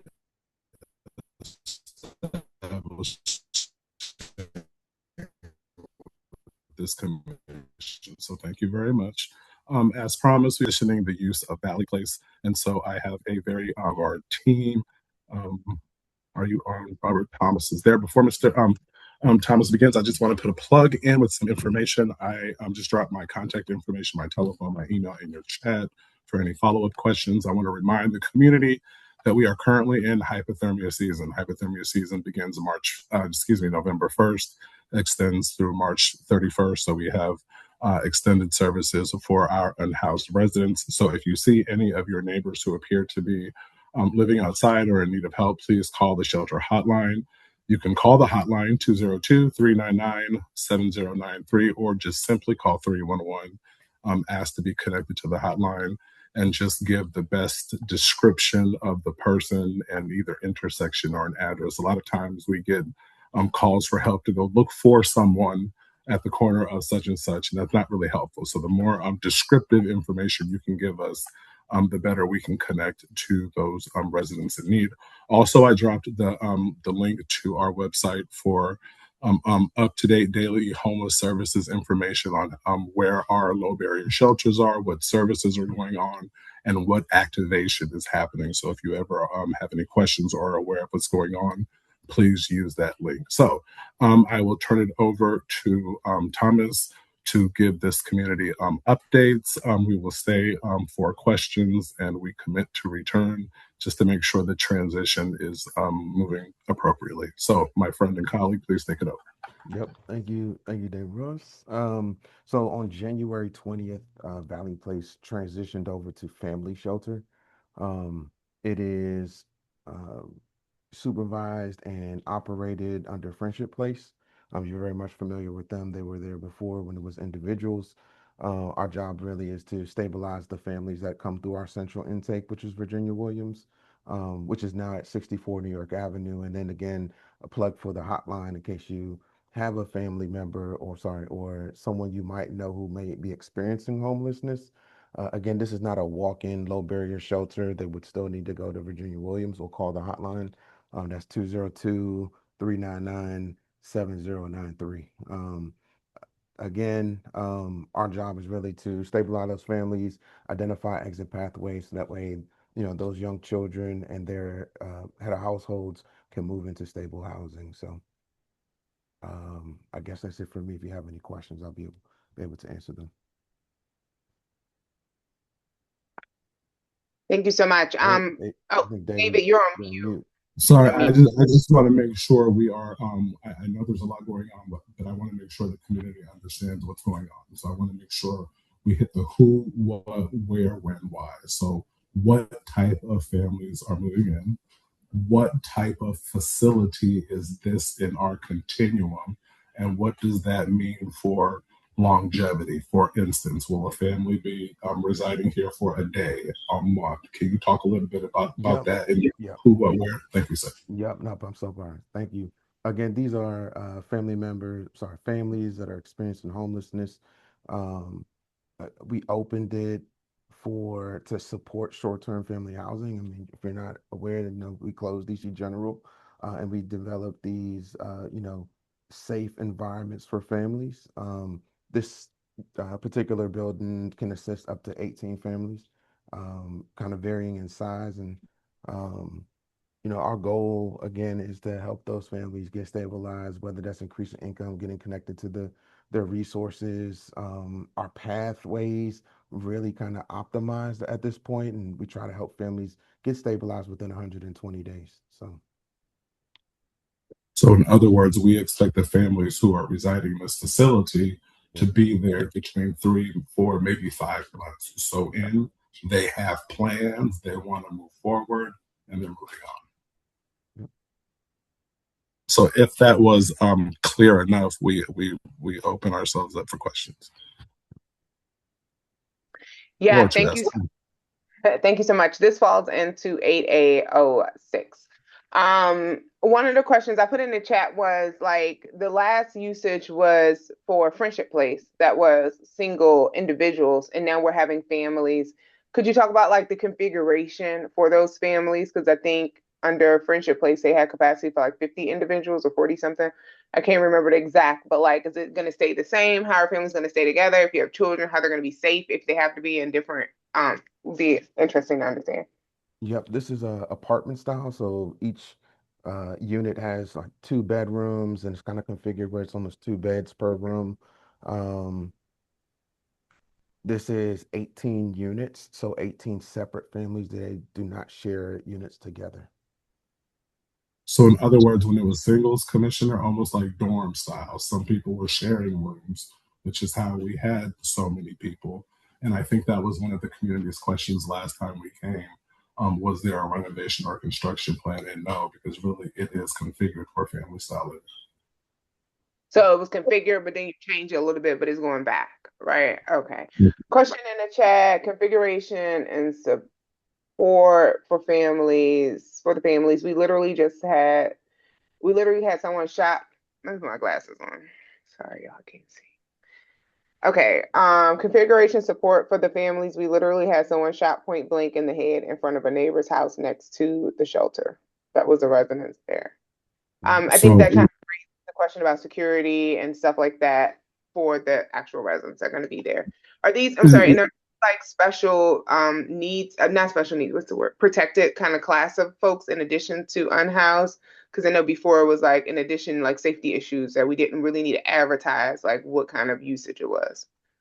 So this is where we really get into the difference between the needs and experiences of single residents experiencing homelessness versus families.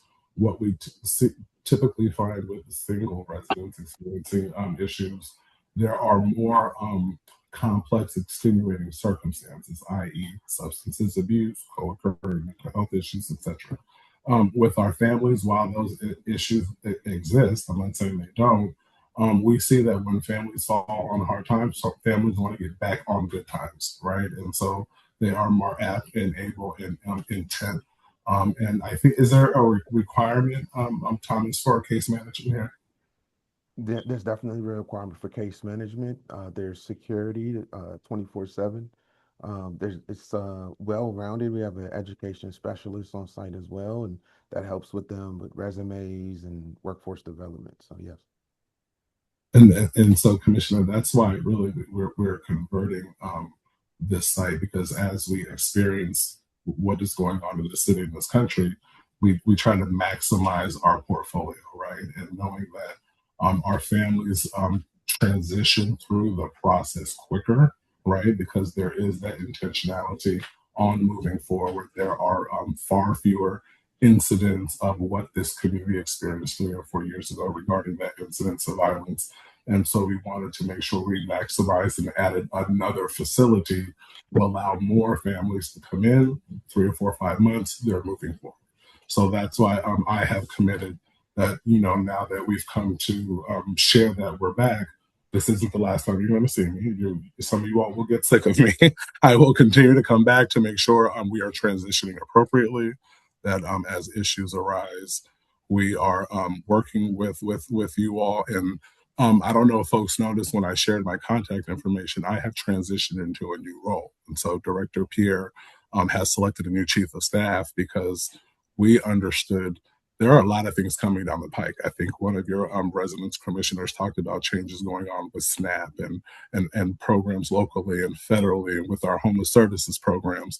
And so there is a need to do better and be integrated and intentional about outreach. And so, I like certain parts of being chief of staff, but I like to run my mouth. I like to engage with people. I like to be truthful, authentic, and find ways to solve issues. And so I look forward to continue coming back every month and speaking with you all and making sure we stay connected and maintain this positive relationship you and I have built, Chairperson. Yeah, thank you so much. And then one last comment, some congratulations. Who is the contact for when we need to talk? I don't know if you're allowed to put the service provider, if you identified this. Is it going to be Friendship Place? It's Friendship Place. Yep. You muted.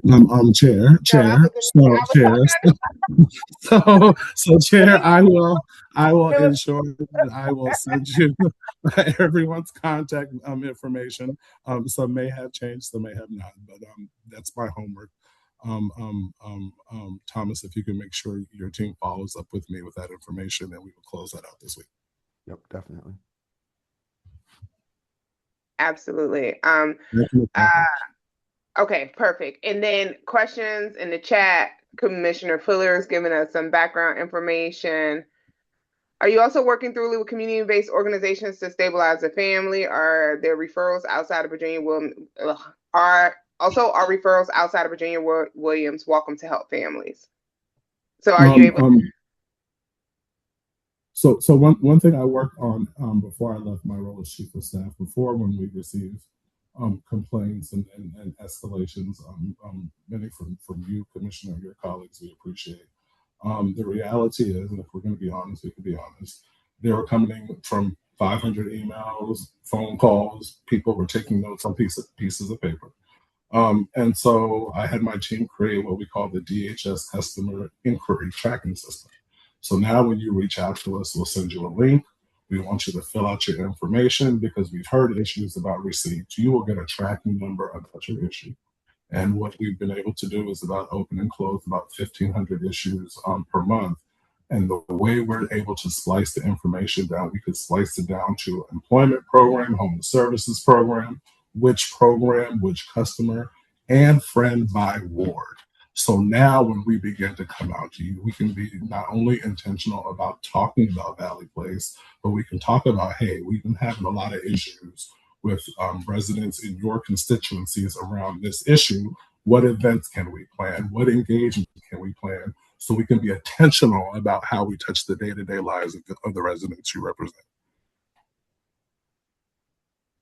Thank you. We have a question in the chat from Commissioner Donohue. During our walk with the mayor, we were told that a mobile unit was coming weekly, which hasn't come. Can you give us some information on the mobile units? Is this for DHS, Commissioner Donohue?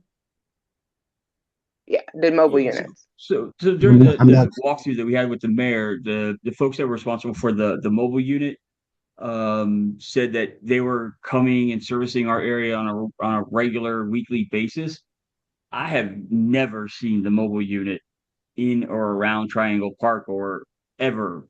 And so I want there to be some sort of accountability as far as like what they're saying is happening versus what's actually happening and how we can actually get them to the community to help those that are in need. So thank you for that, Commissioner Haber. I'm going to ask you to share a few more details. I was not a part of that walk, and I'm not clear on what mobile units you're referring to, sir. Commissioner Donohue, would it be okay if we follow up with him because he wasn't there? And I think we actually need to turn this over to Turnage for Health and Human Services or Director Bazron. Are you referring to the encampment protocols? You say mobile units? No, I'm these just are not. for people like assistants who are like unhoused on the street right there who need support. Like kind of mobile shelter, mobile warming station, some things like that that was talked about. Warming buses. It wasn't warm, like we were talking about like mobile, like there was a pilot that they were doing that the mayor had talked about. I think it's two places. I believe it was with DHS and Department of Behavioral Health, but I know DBH led it, where there were like mobile stations for people who were experiencing different substance use. Oh, I'm sorry. I think so. Thank you for that. So I think mobile units is taken literal in terms of like a mobile unit driving around. There are teams that are now embedded together with not only homeless outreach but crisis behavioral teams who are able to. Because the reality is we can't force people to come off the street. What we do is build relationships. We track, we monitor, we offer services, and for those residents who are experiencing behavioral issues, the crisis team is able to on site. They are trained in many different tactics and in ways we are not. To then maybe work a little sort of longer, or maybe their understanding of laws or strategies that they can use that our homeless services team cannot use. So, for instance, we received calls for, come get this unhoused resident services office such and such block. I think people are expecting to see alphabets on T-shirts, right? Something in an orange vest where it says DHS, the mayor's team is here, because the reality is we take your calls very seriously. When I was chief of staff, I had a death file. I did not like having a death file. So I wanted to make sure that every call, every email we received for services we responded to, and teams go out there. They just might not look like what you're expecting. They might not be driving or transporting themselves in the ways that you do. But the mobile teams are very active, Commissioner Donohue. I can attest to that. I can confirm that. And if you email me, sir, my email is in the chat. I can make sure that the teams that work with them, the first person who's coming to mind is Bill Keenan. I can make sure I get him connected to you, good sir. I think it was Okay. my All right, I'm understanding turning was it to the last question, and then we're gonna move to the Donahue. yeah, no, just a quick follow-up. My understanding was that there was a mobile mental health mobile unit that um, was coming or into the Triangle Park area on a regular basis, being able to service the unhoused or those that are have drug addiction or various other things, but that they were servicing the area on a regular basis, on a weekly basis. I think they had mentioned either Monday or Wednesday or something like that. And that's just not something we're seeing. Mr. Roberts, was that you that I was having that conversation with, maybe? But we can follow up offline. But I think it's just something that we definitely need to follow up with.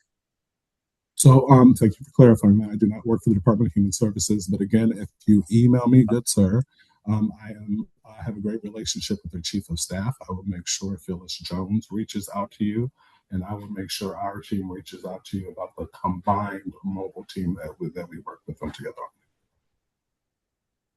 Yeah. Thank you. Thank you so much. Thank you. And then Commissioner Donohue, you can grab us off or you can just type in your ANC email, David Ross, and it'll come up. All right, thank you so much. So we want to welcome up our mokers tonight. I don't know who we have, the fabulous Wendy Glenn back, or if it's the wonderful Clinton. Either one are amazing. And then Fernando Smith from Councilman Trent White's office. Hey, it's Quentin. I'm sorry. I don't know. I keep getting stuck under Wendy name. I don't know why. You guys must want It's Wendy. my fault. Yeah. But thank you for having me. I was like, I didn't hear you say Mocha, so I didn't know if we was talking or not tonight or not. But the piggyback, Tom, I think the issue that you're talking about with the mobile unit, from my understanding, that was DBH. I did speak with Anthony Hall. We are having this week the agencies follow up with the action items for the PowerPoint for the mayor February 9th. We have to have by. So this week I'll follow up with you guys by the end of this week once I have all of their action items and we can go over it together. So we can put together a meeting with all of you guys. This week we could do that. On another note, I do have a couple of updates. So I know firstly I do want to apologize because this storm did hit us hard, and as I can say, it didn't look good at all from this side. It was tough. I was out there almost every night since this storm started and before. So I was doing the best that I can, by flagging every block constantly, putting it in as impassable in the QA QC login with DPW and DDOT. Um, Council member was constantly giving me blocks and ghost blocks that wasn't done in the community. So I was on it every chance that I got. So I do want to apologize, to the community because I just feel like it was a letdown. We could have done much better, for sure. So I do want to apologize to you guys about that. Um, right now, we are actively tracking those blocks that's been flagged as ghost blocks that haven't been touched or that maybe been touched once or twice that still has a lot of ice. The crews have been redeployed to focus on those remaining residential streets, and some bus stop accessibility. So if you do see a lot of WMATA bus stops and that's blocked with ice, please flag those bus stops to me so we can flag those with WMATA so we can get those bus stops clear. We're also pushing our partner agencies to conduct after action review so next time we can improve our response for the next big storm. I do encourage you guys to continue to report unclear streets through 311. Those reports, they are directly tracked, and it also helps prioritize the deployment as well. If you have any specific blocks that's unsafe and that hasn't been cleared or you deem it as impassable, please flag those with me tonight, and I will escalate those with DPW or DDAT tonight. Next, the trash collection update. As of today, I did drop it in the chat earlier. Front side collection as of Tuesday afternoon. DPW has completed Monday front side collection.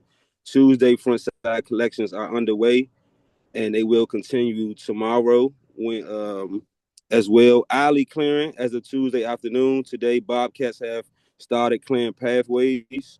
Through all Monday and Tuesday collections will be through alleyways. Teams have started clearing those pathways as well.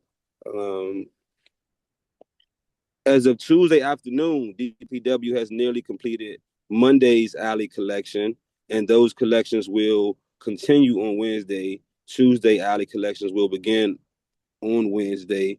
Updates to come tomorrow, so please stay tuned. And so I have the DC law here. I could also put this in the chat as well. It was just some things about prompting removal of snow and ice required by DC law. Some of those fines were, we didn't have those in the beginning of the storm, but they are back in place. So we encourage everyone, businesses and residents to clear their sidewalks and alleyways. You are responsible for entryways and alleyways outside of your residence and business. A failure to do so can result in fines up to 150 for commercial properties, 25 for residential properties. Seniors, 65 and older, and residents with disabilities are exempt from these enforcements with an approved exemption. Like I said, I dropped that information in the chat earlier, so you can reach out to DPW enforcement sweep team as well. I put that number in the chat. So that's pretty much all the updates I have on behalf of Mochas tonight. Thank you, Quentin. We got a bunch of email and messages in the chat. People are asking for your number Okay. and how do we contact you. And people also put some streets that they want to flag. So what I'll do, Quentin, I'll commit to pulling all of these out of the chat and emailing them to you afterwards. No problem at all. Thank Okay. And thank you so much. We do have a lot of alleys that are completely iced and people can't get their cars out. So alleyways, I'm glad you mentioned alleyways. So the only alleyways that's been prioritized is the alleyways that DPW pick up trash through. So if it's not a DPW trash sign on those trash cans, that alleyway is the resident's responsibility, not the government. So I do Okay. want to as well. Thank you for letting us know. As well. Thank you for letting us know. And then we do have a question in the chat for you about the senior snow removal process. I don't know, it's from Danielle B. What's the status of the senior snow removal program? Application was due in November, but no one has reached out to me. Yeah, so if you can please give me that seniors information. There were some issues with serve volunteers this year. So we did try to promote people to volunteer. It was no volunteers this year to help out seniors. It was more seniors that signed up than volunteers. So that was a major issue this year. There was no volunteers at all or none for Ward 8? It seemed like none at all. So to be honest, it was so hurt. Like it was so many seniors from all across all 8 wards that signed up for snow team that did not get assisted and still has not been assisted. So it's a little disheartening. Yeah, so it wasn't just Ward 8, it was all over. Absolutely. And just flagging that, some residents said that they had to do their own alleys, even though they were DPW alleys. Tracy probably flagging 16th being you, which is constantly an issue. So yeah, flag those Okay. for me and I'll get on top of those this week. Okay. And I'll put my information in the chat so you guys can reach out to me anytime as well. Okay. And I'm grabbing all of those now. I think I have all of them that you put in the chat, but I'll look through the chat one more time before the end of the night. Ms. Henderson said maybe there needs to be a recruitment initiative. And for clarification, alley behind U Street. I'm tired of paying property taxes and getting no services. Howard Tracy. Okay. All right. So thank you so much. We're going to turn it over to Fernando Smith. Hello, everyone. Thank y'all so much for having me. I just got a quick update. I know we passed the time, so I'm gonna try to keep it short as possible. Just a couple of updates from Councilman Marion White's office. Uh, First, letting you know that I'm the constituent service coordinator, and our constituent service team is focused on keeping Ward 8 residents informed, supported, and connected. On the snow and ice response, right? We know that the snow and ice response has been frustrating for many of us, especially in Ward 8.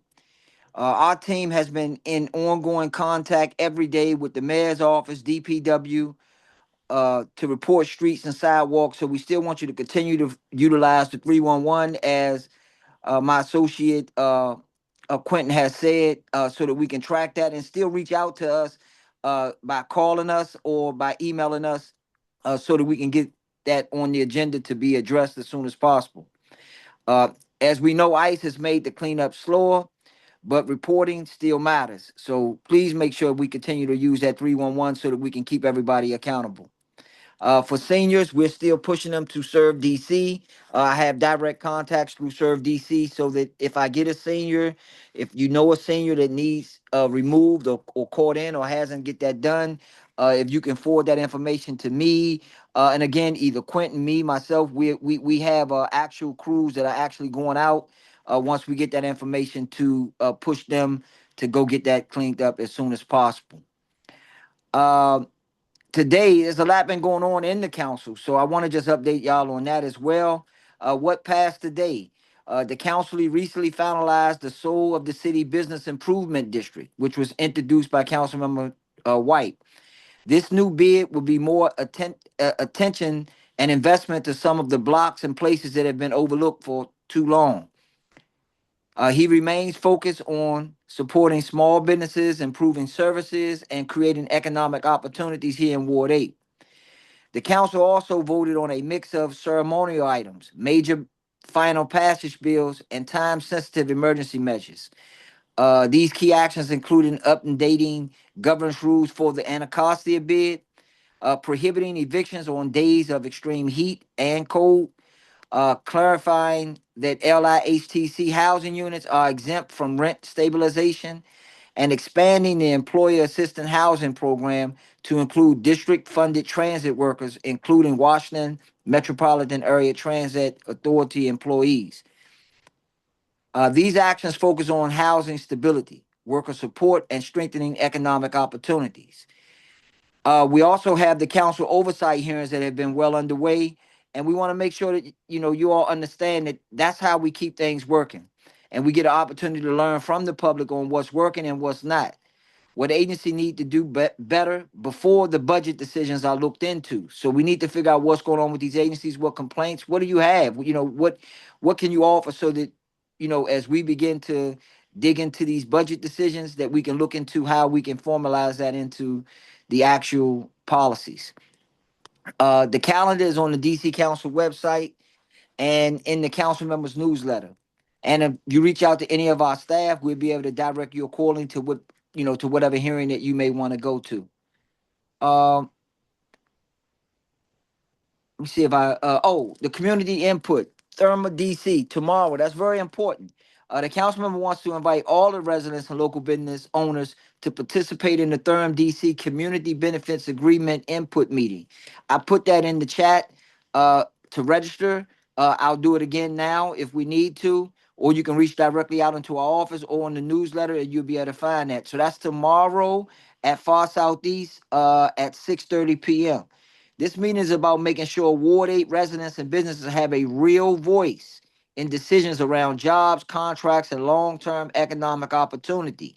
This is a very big project that's coming to DC, and they want to come into Ward 8. So it's very important to hear your voice now and to have a seat at that table. We have a Red, White, and Youth Seniors Valentine's Day that's coming up. Councilmember Trayon White loves taking care of the seniors. He loves one of his focuses on the seniors. So we want to invite all Ward 8 seniors to an upcoming event hosted by DC Department of Aging and the Community Living and Councilmember White's office. That's going to be Wednesday, February the 11th, at Our Lady of Perpetual Help in the Panorama Room. So the old Panorama Room on Morse Road Southeast. It's going to be food, music, dancing, fellowship, gifts going to be given out. We encourage seniors to come out, enjoy themselves, and stay connected and to all of the available resources. So I'll put in the newsletter chat, and if we got any questions or concerns, please reach directly out to me or my team, and we are answering all questions, and we are open on Shannon Place Tuesday through Thursday from 9:30 all the way up to 4:30 when we come, which is the security won't let you in past 4:30. So if you can get there between 9:30 to 4:30, you can walk right up and speak to us at any time. Any questions, please let me know. Thank you so much, Fernando. So one, we have a question in the chat. Will the meeting tomorrow with Therm be virtual? A community, I'll flag this again. This development is coming at 8A, so this is going to impact 8A. And we would like you all to be in support. And this will be one of many conversations. And then it was also asked, Fernando, if you can put the address to the Shannon Place office in the chat. All right, 2235. I'll put it in right now. Okay. Can you put those dates in the chat for when the Shannon Place office is open? Okay,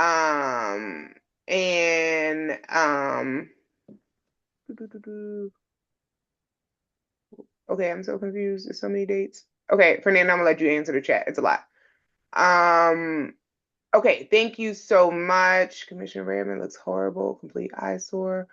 All right, I'm trying to get all of the streets. I think I have them all. But if you're not sure if we have them or not, can you email your ANC commissioner, or you can email 8a@anc.dc.gov, 8a@anc.dc.gov. All right. Any questions for Fernando from commissioners in the chat? I'm sorry. I'm gonna drop my email address in there as well, so if they have anything, they can reach directly out to me. They can do it directly if they want. Okay, perfect. And then we also saw that the Ward 8 Faith Leaders Breakfast is going to be on February 14th, Valentine's Day. All spread the love. And it's going to be at Union Temple. So right here in 8A as well. That's going to be on Saturday. Where did you put that? February 14th at 9:30 a.m. at Union Temple Baptist Church, the Ward 8 Faith Leaders Breakfast. All right. Well, thank you, everyone. Thank you all for joining us tonight. We're going to go into our votes and any last minute announcements or questions for your commissioners. This is the time. For your reminder, our next meeting will be the first Tuesday of March, and then we are on recess for the month of April. So let's go into some last minute announcements and votes for tonight. So Commissioner Donohue and I apologize for our behavior to everyone, and we have been talking offline, and we will hold a meeting next week just to talk about the CBA so that this ANC can understand it and have full support before it. So everyone watch out for that. Because we need to check in with the commissioners to see when people are available. We'll use our executive meeting time to just kind of dedicate this. So please accept our apologies and thank you for holding us accountable. Next thing, commissioners, we were asked for Therm to do sign on to their support letter, sign on to their letter to the mayor about the updates they have. I just want to see before we go for a vote, how do people feel comfortable about voting for that, yes or no? So I'm just going to go around and see if you feel comfortable taking a vote for that tonight. Donohue, do you feel comfortable taking a vote whether to support them or not tonight? You feel comfortable doing a vote to support them or not? Okay. Davis. No. Who's next? No, you weren't next. Foreman was next. Sorry. Oh, no. Okay. Commissioner Moore. No. Okay. Redmond. No. Okay. So, Ms. Lockworth, we're not going to be able to vote tonight. I don't think a lot of the newer commissioners and community kind of understand where we are in the process, but we do look forward to hearing more information tomorrow night. Hi, Hey, Thomas Hastings. I don't know if y'all know who Thomas Hastings is, but it'd be great if he introduced himself. He's very, very helpful in the community. But Thomas, if you maybe Fernando, if you can put that information about the event. It's tomorrow at Far Southeast, which is on MLK Avenue above Busboys. If anyone knows the address of Far Southeast, could you put that in the chat? And I believe it's at 6:30. It is in person.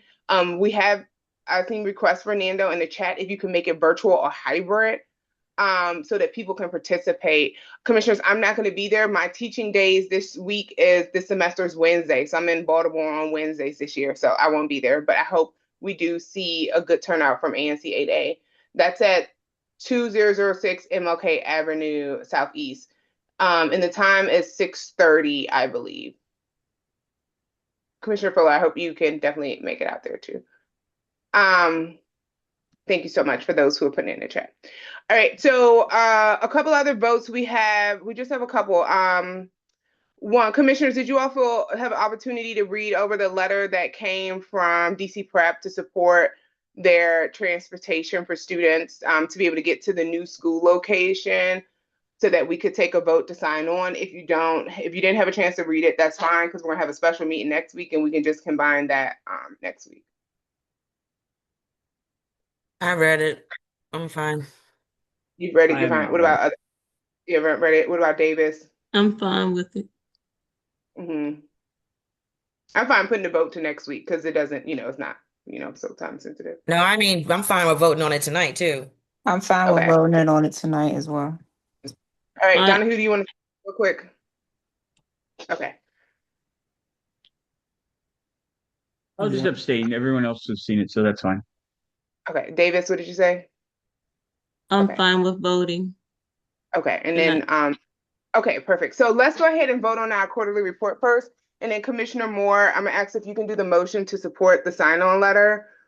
And Representative Johnson Law has put the letter in the chat too, so people can see. But Commissioner Foreman actually sent us the quarterly report. He did it early, and this is the quarterly report for FY 26 Q1. So that's October, November, and December of 2025. So he sent it to us, and actually Commissioner Foreman actually talked about it at the last month meeting. A month ago when he worked on it with the Office of ANC. So we're gonna present that again to the public and vote on that tonight. And then Commissioner Foreman would just give us an update on January's finance expenses. So if you want to start with the update on January while I find the report. Okay. To share my. Okay, the update on January. I was looking for it too. It was the same time he sent us a December one. So when did he send this? We got it January 6th. The last meeting date. Yeah. Last meeting.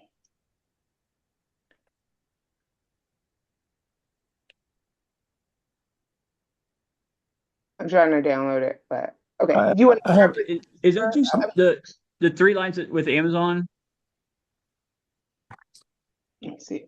Yeah, you got the two line with the Amazon on there. Oh, then the adjustment. Okay. Yes. Yeah, that was for December. I can share my screen if That's you on the want. December part. That's the December part, but you got to look at it. I found it, Tom. Thank you. I can share it. But if you look at the other ones, you'll be able to see he put 3 attachments. There we go. Okay. All right, but Foreman, if you can tell us January's balance, what did we spend in January and what are we coming into February with? And then we can go over the quarterly report. Okay, January's balance. Because we spent $2,000 on the MLK committee parade for the toilets and stuff like that, all the Johns. And we started off with that 25,844.41. And with that 2,000, we have 23,844.41 left.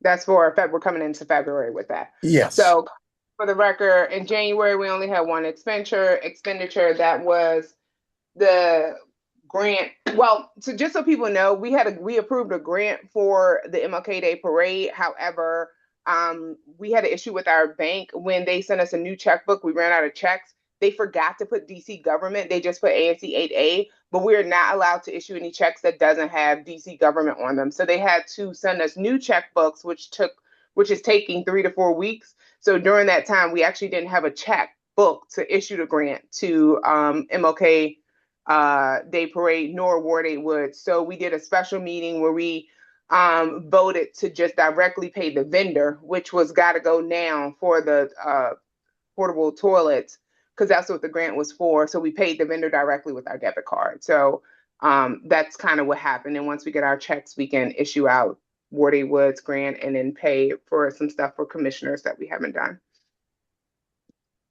Okay, Commissioner Foreman, can you walk us through the quarterly financial report? This is again from October to December 2025.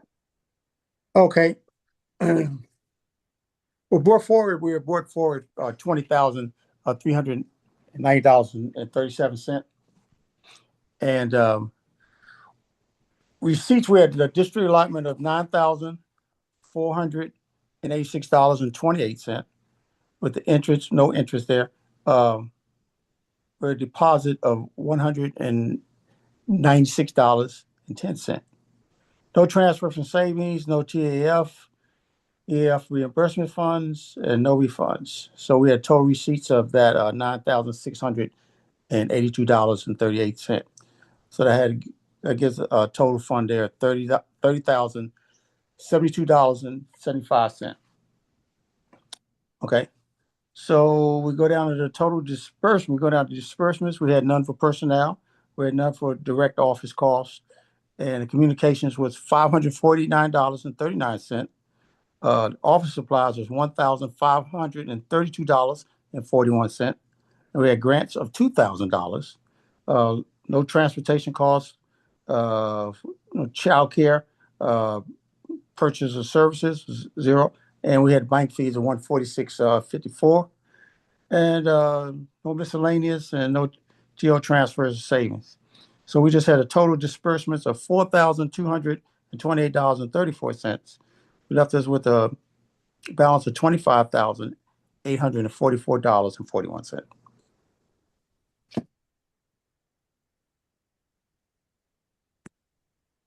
I have a quick question in regards to just following up to previous matter real quick. The memo, the December 8th memo, has that been cleared? And when it does get cleared, do they send us a letter saying that it's been cleared? I only see the December 8th in the letter still. Commissioner Donohue, can he address it after he just showed this real quick? The individual Okay, I'm sorry. Yeah, I thought. Okay, sorry, we'll come back to that. Okay, Foreman. Oh, did you hear the rest of it? Yeah, I just have the individual line items so people can see the actual transactions. So, Okay. yeah. All right. So yes, Commissioner Donohue, we will ask for a letter just to show it's been cleared, and we everything that they asked for, most of it was actually already sent to them, but it's been uploaded into the proper forms that it's supposed to be uploaded, including those minutes and the receipt that they were looking for. So yes, it's been cleared. And we'll ask them to put something in writing. What, it says copy of voided checks. Why do we have so many voided checks? Commissioner Foreman, I think we only had like two. Could you talk about the voided checks? Is when you've written a check but didn't made a mistake on it, so you voided it out. Yeah, made a mistake on it. Then we had the other one that never got cashed. Never came So to. voided out the check time for your business cards. We had to void it out because it Yeah. didn't get there or whatever, and do a stop payment. Actually, I think that bank fee is for the stop payment. Yeah, Stop that's it. what it was. Yeah. Then, like he said, he made a mistake on writing, so he had to void it out. So Tom, I need to talk to you anyway later on about Just to get about the printer stuff. okay. Your nice little cards. My what? About your nice little cards. Hasn't your business cards. we got that check to that woman yet? No, because we don't have no check. So we No, emailed the so- office to ask them if we could pay via phone. We have to get approval to do that. So because we don't have any checks, we can't write a check. Yeah, it's the bank.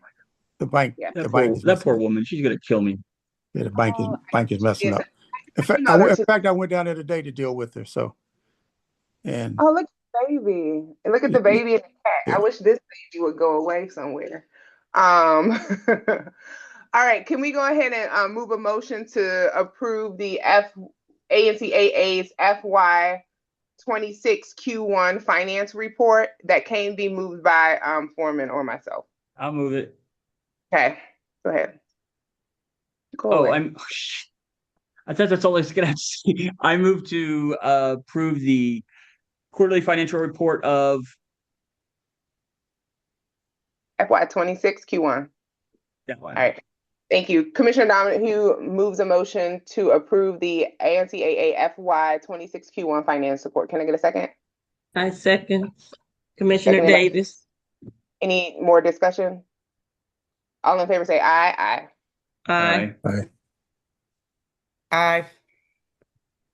All right, motion passes unanimously 6-0.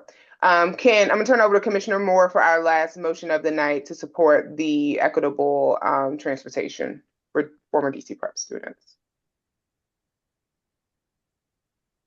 You're muted.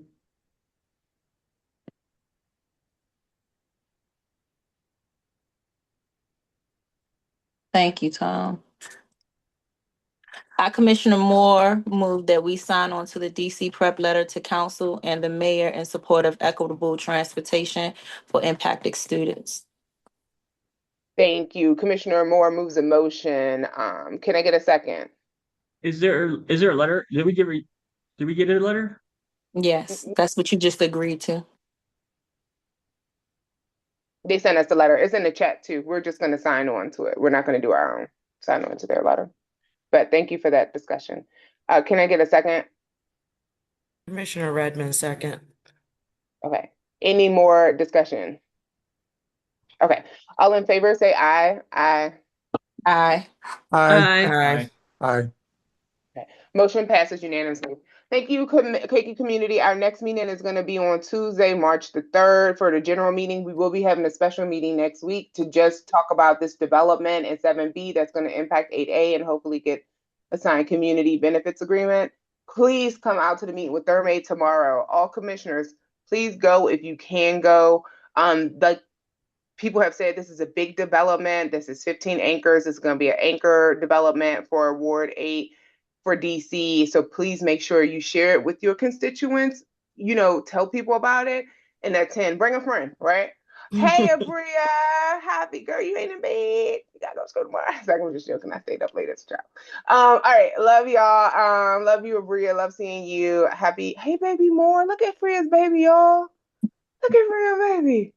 So And so look out for that next week. And well, we will do better. I will do better. We won't be arguing anymore in front of you all. So see you next week and then see you in March. Thank you, everyone. The time is 9:24. I move a motion that we adjourn tonight's meeting. All in favor say aye. Aye. Aye. All right, tonight's meeting is adjourned. Have a good afternoon and safe Good night. night, everyone. Thanks, commissioners. Bye. Thank you. Good night. Thank you.